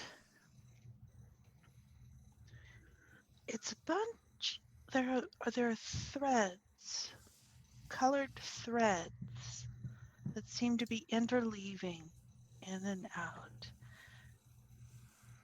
and making a tapestry that's sort of a belt that forms in a circle. And inside of that flickers light.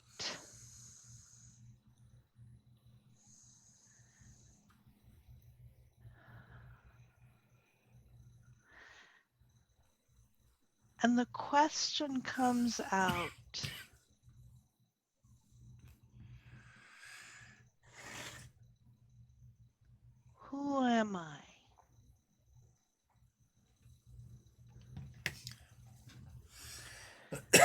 And the flickering sort of resolves as the band starts curving around and patterns form in the weaving.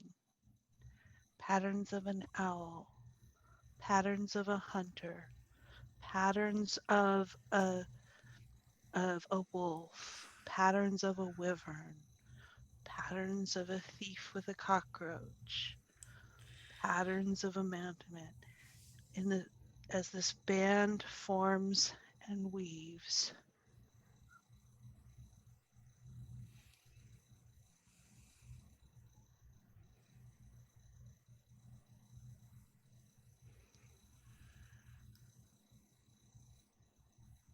And then the vision dissipates.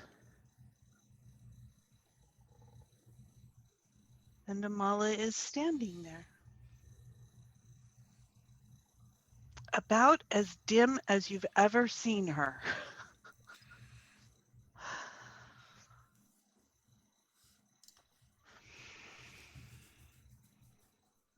Caradwin, you're still conscious. Barely. And she's sort of staring in shock and surprise.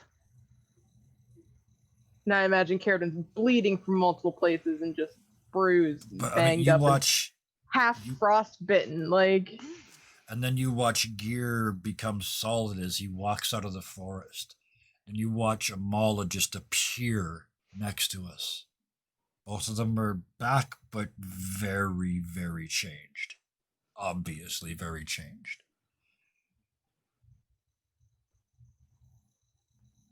Bill's unconscious. yeah. And Caradwin, you're hurt. Oh my God! This is like, where's the pack? Where's the things? I know where the things are. There's things. You have things. You have things, right? Yes, you have things. There's a bag. Here, let me dig through the bag. And I'll do. Is and I there something imagine- specific I should be getting? and I imagine her ears are still thrumming from all of the heartbeats, and like she can't really hear them. And all you hear is because you still have the freaking fabric. Yeah. And she couldn't probably hear her anyway. And Gear wades one step closer as he's picked up this talisman to Bill. And he reaches out with a hand and touches the red streak on the side of Bill's head. And as he presses a finger against it, he's, I knew you'd know what to do with this, friend. As he touches it, it vanishes, and there's a fluttering of wings as an owl, normal-sized, comes to a landing on Amala's shoulder. Beautifully And she crimson. sort of does a way. It's like, not now. I'm busy. I'm trying to find the things and digging through and looking. This sort of looks like a bandage. She sort of takes it over and starts trying to figure out how to apply it to Caradwin's head. Yeah. Yes. And I think you're gonna have to instruct me here. Don't give it And- to Bill. He doesn't know how to use and them. she's kind of like Caradwin's bleary. Like she Yep. she was in a dark place. Now she's in like light again, and she's just overwhelmed sensory and just like still kind of like feeling that crawly feeling of like the swarm and the Right, the broth. liquid. Broth. You need some nourishing broth to warm you up and all. Do they Let have me make liquid a iron fire. on them? What? Do Bill and Caradwin have liquid iron on them? Yep. Yeah, so they're covered in the liquid iron. Gross. That is exactly as dirty as that stuff that you've got is clean. This is filth from the heart of an iron god. And as she's kind of And like I'm trying to very ineptly make a fire so that I can heat up something to make a broth with, and then realize I have nothing to make a broth with because I don't know She's how to got make two broth. sticks and she's going like this. and Chattering all the while. Caradwin passes out. I don't think she'd Yeah. manage to stay conscious any longer because Yeah, your job is done. she hung on long enough not to go crazy down there with Bill. Oh yeah, as you kind of slump, Gear just reaches out and kind of at least prevents you from making a massive snow angel. Yeah. A snow hole, Caradwin sized. And there's just a mutter from the ground. It's nice to have you back, Shaman. And do I smell a dog? And then just curl back up. The old Gear would return Bill to unconsciousness. And okay, Gear, do you have any sort of meat or anything with this? Gear! And she just barrels up and gives a great big hug. Gear is a very large man. Yeah. But with the freight She's a very train that large is presence. Amala, Poof, back in the snow.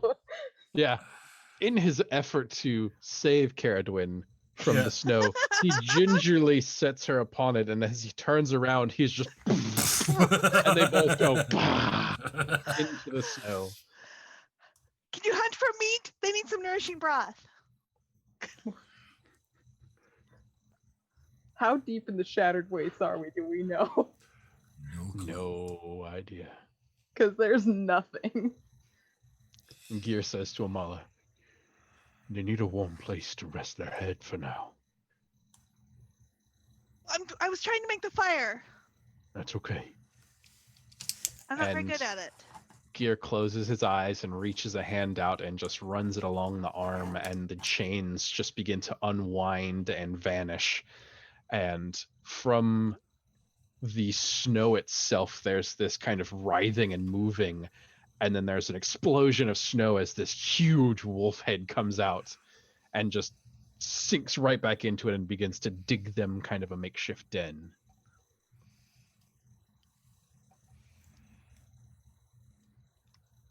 You're here at the Wolf Run, They've always been here. and you're not running away. And they've got iron sort of stuff, and you're holding iron stuff, and they're still. They, Amala, okay. What? we are no longer afraid. Who's no longer afraid? The spirits. Why were they afraid? What were they afraid of? Of iron and the unknown and being alone. We are no more. Gear, that doesn't make any sense. And Strongcog comes up and starts scolding the heck out of her. And Gear Okay. It makes perfect sense. I'll figure it out. I'm sure I will. Yes, it makes sense. I'm okay. and Gear thinks for a moment. He says, I know someone that would disagree with you. About what? She told me it makes sense. And she hasn't been wrong yet. Now, Well, I believe you, and I believe her. I believe you, Strongcog. What? I'm listening. I mean, I know I tend to go on and on a bit, but I really am listening. Honest. But you Help have me. to say something. help me. Help me dig. Right. Going to make it What do we better. need to dig? Shovel. Bill's got that shovel. Where's his shovel?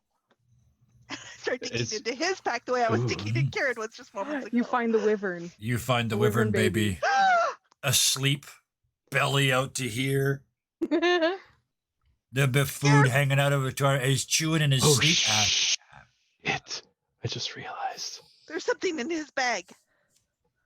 resting in this hole with us is Manja and Weena. Yeah. Yep. And Manja is fading quickly.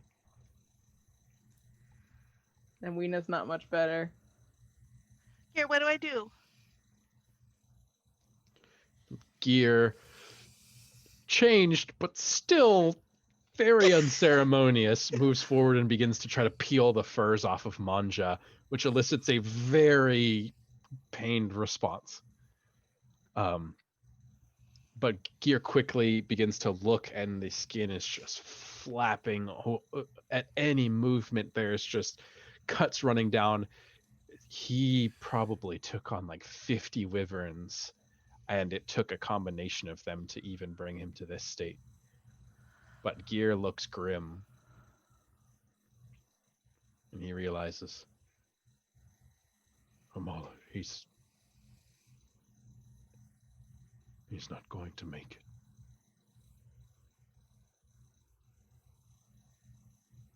We'll see about that.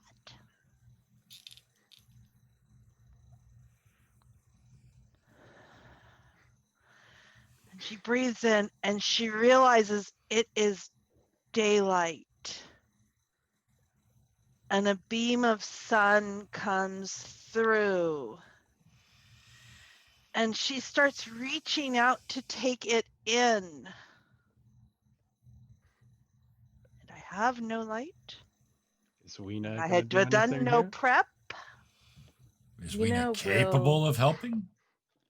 She's not capable of helping. She's used everything she had to help Bill and Caradwin and Manja as much as she could. But Oops, I already hit. She'll It's okay, yeah.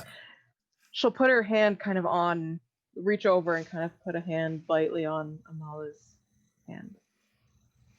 And she'll say, "Your friends needed more, Amala." And she'll kind of look over to Bill and Caradwin. and Amala pulls in the cold winter light. And she starts feeding it into the earth around them. And she starts, and it starts slowly melting away, and then a barrier coming up around the sides to envelop them all. And she puts all of it into the almost like a ward, and I'm going to use sort of a ward mechanic Absolutely. to make this protected space, but it's not a ward from a type of creature. It's a ward from the elements. You used a very strange word there. Mechanics? Mechanic. But I'm not going to roll it because No.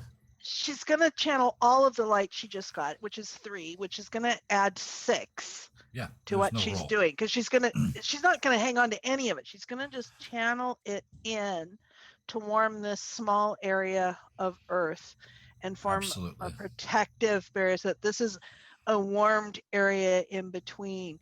And it feels like Milva's garden did when it was nurturing, when it was a respite area that sort of anyone in it sort of absorbed vitality, because it just eased it into them, or pushed it, or whatever imagery is more gracious than that.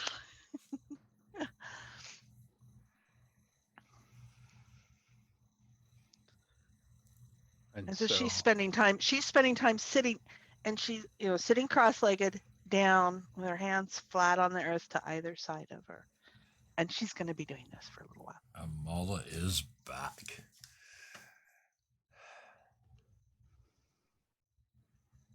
And Gear sits there for a moment as he is close to Manja, but he doesn't remember this man. He just knows this man is wounded. He's never met this man, actually. They had a brief Oh. talk on the mountain when Yes, he visited, yes, but you're yeah. right. That memory boggles me every time. And I watched the episode this afternoon. Like, Manja looks up to Gear, and Manja says, "Visit my people. They'll be lost without me." And Gear looks down. "You have our word."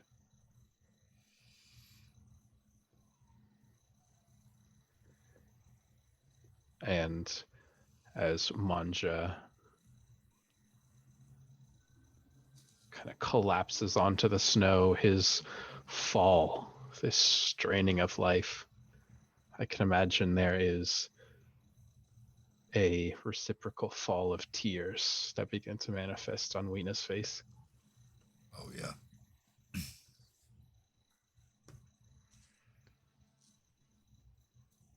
Gear, you sent the white mane to hunt, right? It Dig is, a yeah, No, sort of. no, it dug. big shelter. Oh, to Dug a digging den. a path, right? Being what it is, it was digging a path in the direction that it knows is where you want to be.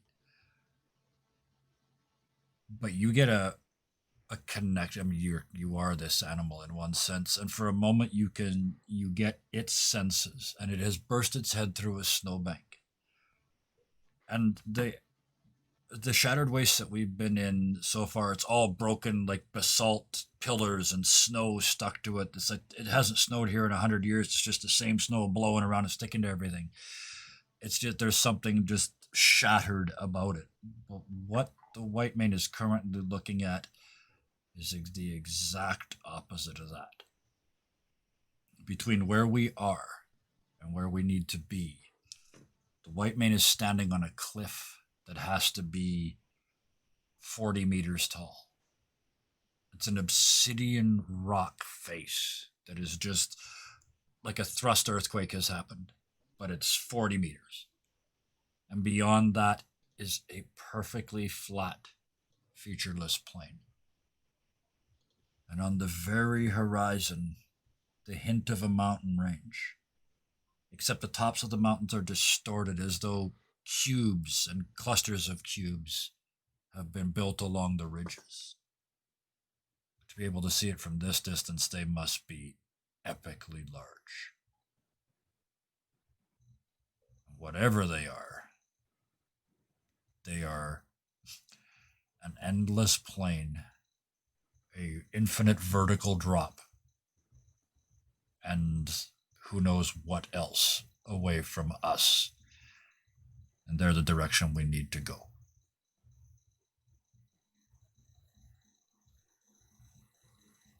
Just one last Lovecraftian reference. I just hit the plains of Kadath in there.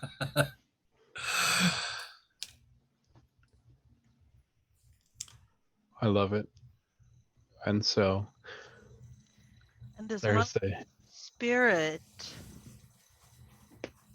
moves to depart,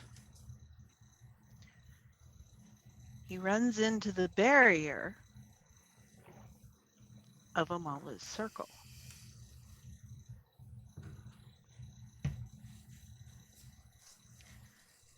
And she stands there, a sword in hand,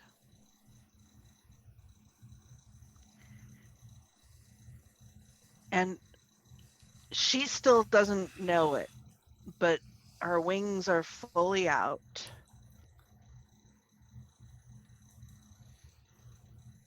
And she says, "You have a choice now.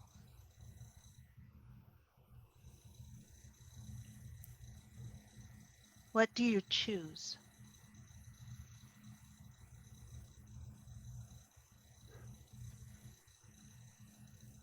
and she's asking this to Manja. Mhm.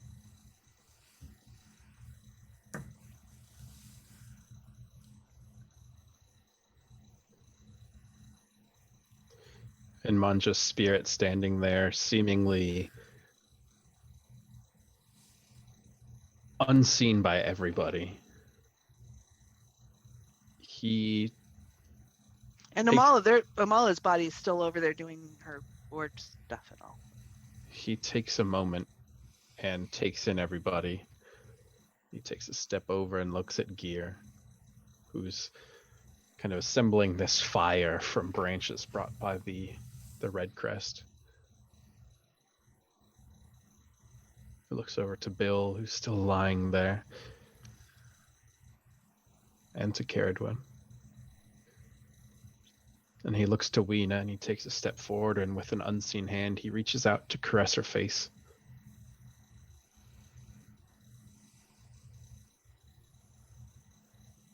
And he looks straight at Amala in her ascended form. And he smiles. Young woman, my time has ended.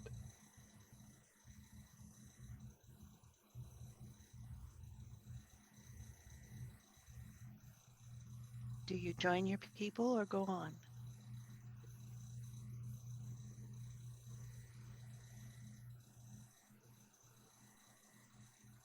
I'd like to join them for a bit longer. It's been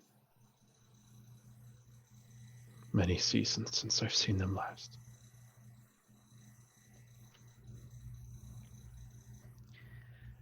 And she takes the sword and she traces a doorway in the dome.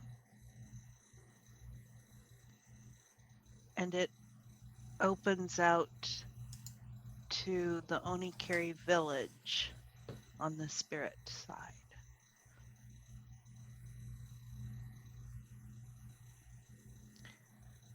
Go in peace.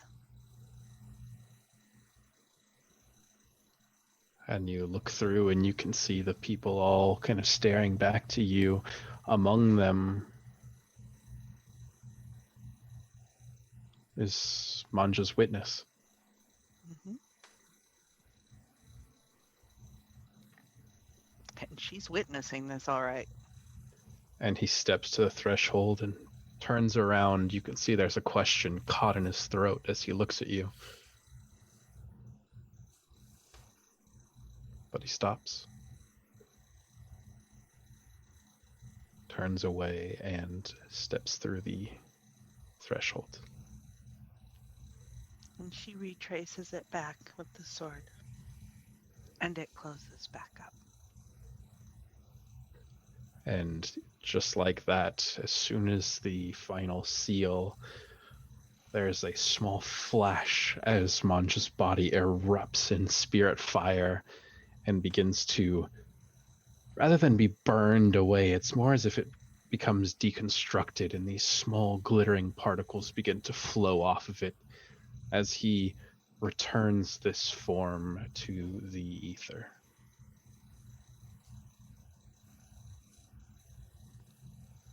And at that moment, the crying turns to sobbing.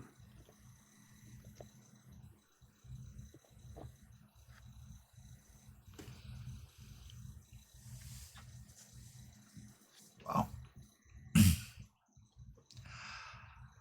I don't know that we're going to be able to top that. So it's only 9:30. We've only done 2.5 hours. It only feels like a week. In the best possible way. But I think that's probably where we can drop the curtain for tonight. Do I have agreement from the other corners? Yeah. Okay. Yeah, I'm. This is why we do this every week, because if we let it build up, this happens. I forgot to put my unused assets back in my binder. Wow. I have this Well. whole binder o mechanics here. Yep. What's a mechanic? Somebody that fixes a car. It's a different game. Yeah. Oh, wow. Well, thank you all for that. That was amazing. Let's return some sense of. I like to slowly come back to reality from these games, so let's do that a little bit. Let's just go around the circle. Robin, tell us about your art, where we can find that, and anything else that you are doing, up to and including. Please do tell us about the wiki that you are the lore master of. Yes. I draw and I doodle and I futz around with art, and that's a lot of the times on my Twitter at Thunderscape7. I'm also on other forms of social media there. It can also be found if it's Ironsworn related or anything like that. It's on our Discord as well. And so I share it in that way. I'm also the curator, the lore master of the wiki for our game.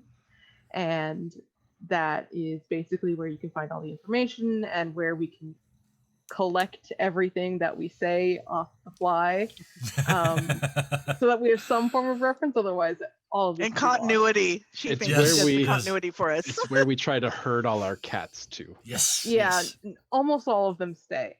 And so we have that there.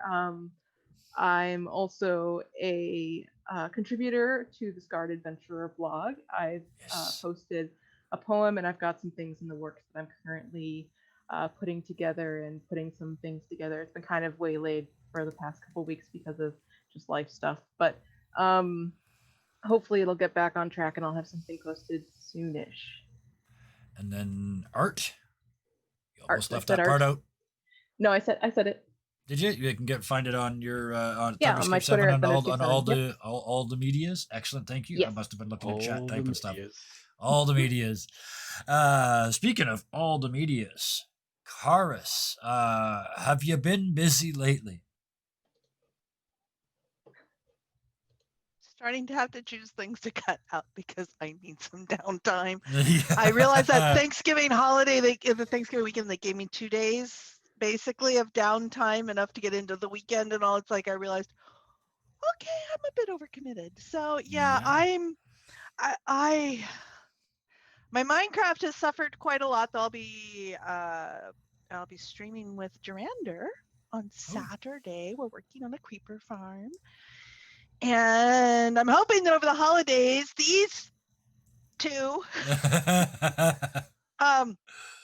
can get back into playing a little bit of Minecraft. I've got a place for us to play. But I might do some recording of it if I can actually get them on there. There'll be proof. But let's see. I'm mostly doing D&D related stuff. I mean, I'm running games, I'm playing in games, I'm producing games, and I don't know what all I'm doing. I'm spending way too much time on D&D. And there's going to be respite on that because my Saturday night game has just gone into a hiatus and it's not going to pick up again until January 9th. Just going to Right. Because at that point, I'm DMing it, so I've got a month to prep. There you go. Yeah, it's like a whirlpool, isn't it? It starts off nice. You're just going around in circles, looking at the It's pretty like, sure, I do pictures. that. Oh, that would be And then it starts fun. getting Oh, faster yeah, of and course. deeper, and yeah. And then I'd realize I'm drowning. Yeah. Yes. Yeah. Oh, wonderful. But I mean, one of the highlights of the week, I hope we're doing this more often and all this, but fortunately, what has been keeping me sane is Tuesday nights. Yeah, with this maniac over here. In which case, I shall hand it off to him. Thank you for the segue. I don't have to do that one. You did that one. Austin, you've been segued to. What is this person telling me about you running a game which is dark and twisted and may have had some borderline PvP action going? That's about what happened. Yeah. Some distrust and trickery. No, well, it was player versus player. It was that. Yeah, it just wasn't So- fisticuffs. There was no martial combat. Yes. I tend to be very extremely tentative when players try to use their skills against other players. The game's not really balanced for that, and so things get really hairy really quickly. On Tuesday, we had a player try to pickpocket another player, and a lot of DMs that are going to hear this are instantly going to go, "Oh God," because that's such a bad situation to be in. Another player tried to pick it back.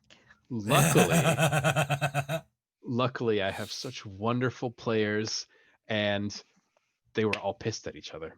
And I had just hammered in just enough wedges in there to have this fantastic collapse of all the players just coming at each other, getting at each other's throats, but for very passionate, very correct reasons.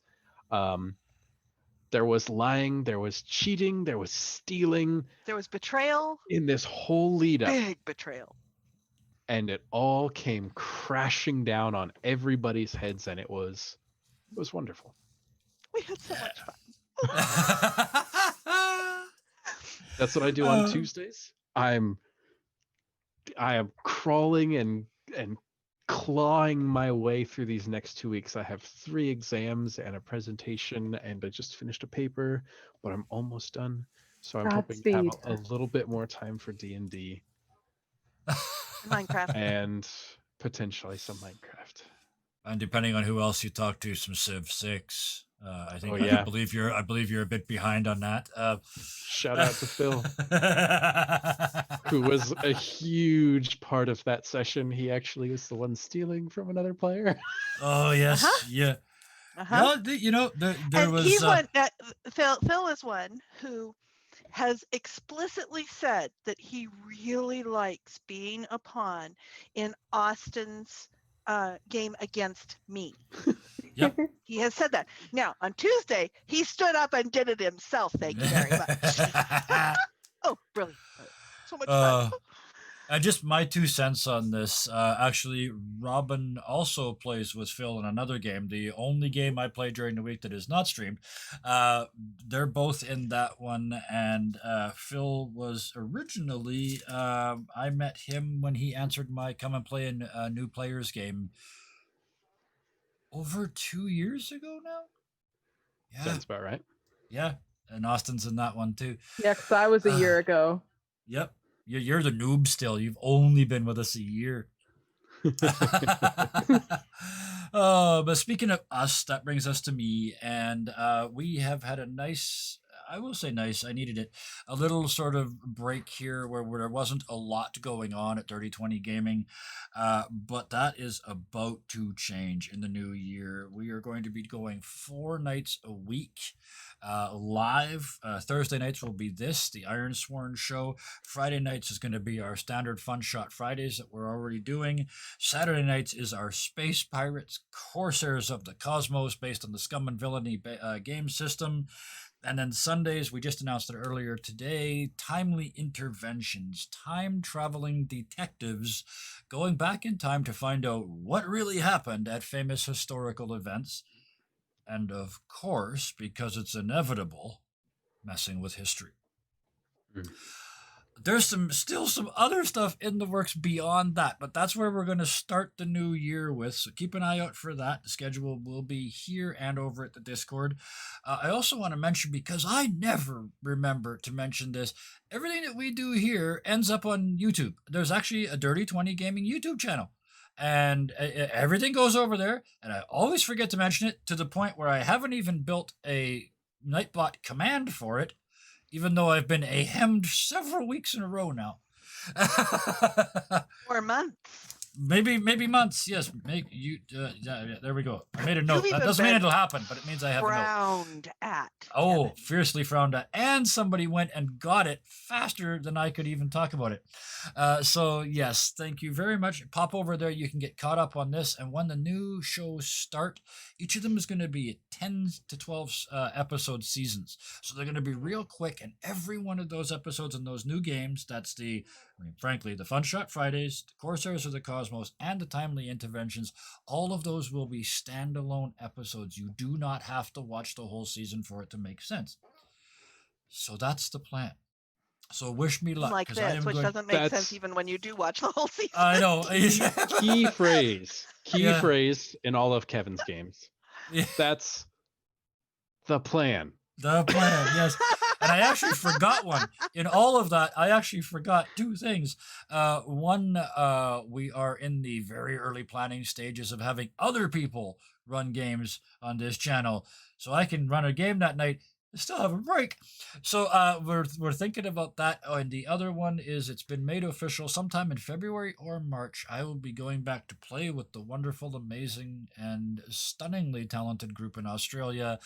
I will get to reprise my role as Paris Carlton, the now wheelchair-bound explorer who is trapped on the wrong universe with 3 of his crewmates.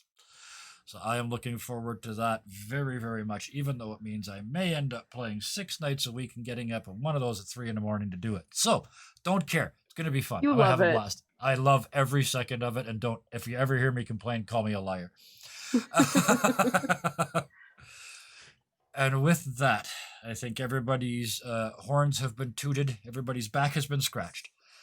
It is time for my favorite bit, the thank yous. Thank you, Robin. We left you high and dry playing against three of us tonight, and you fought us off. Oh, it was amazing. It was a wonderful show. Thank you very much. Thank you, Karis. I never know what to expect. All the time we've gamed, and every time you open your mouth and say something and go, "That's not what I was thinking you were going to say." Thank you. I love it. That's rare, and I'm very very happy that I found someone that makes me do that. And Austin, dude, I've said this before, but I'm used to being the darkest guy in the room. So thank you for making me feel like unicorns and rainbows every Thursday. Oh man. Uh, Oh, and man. thank you also to the people on Twitch. I saw some new names over there tonight. Thank you so much for showing up. I hope we dragged you in instead of scaring you off. And to all those people who watch in the future on the YouTube channel that I never mention, and I've mentioned it twice now, so please go check all of this out. It'll be up there in a couple of days, along with all of our fun shots and all of the other stuff that we've done in the past. And as always, I end it the same way. Yeah, a big heavy sigh, because now it means I have to go back to reality. But going back to reality, please go with this thought. Please be nice to each other. Good night. From what I understand, there's no bone walkers in reality, so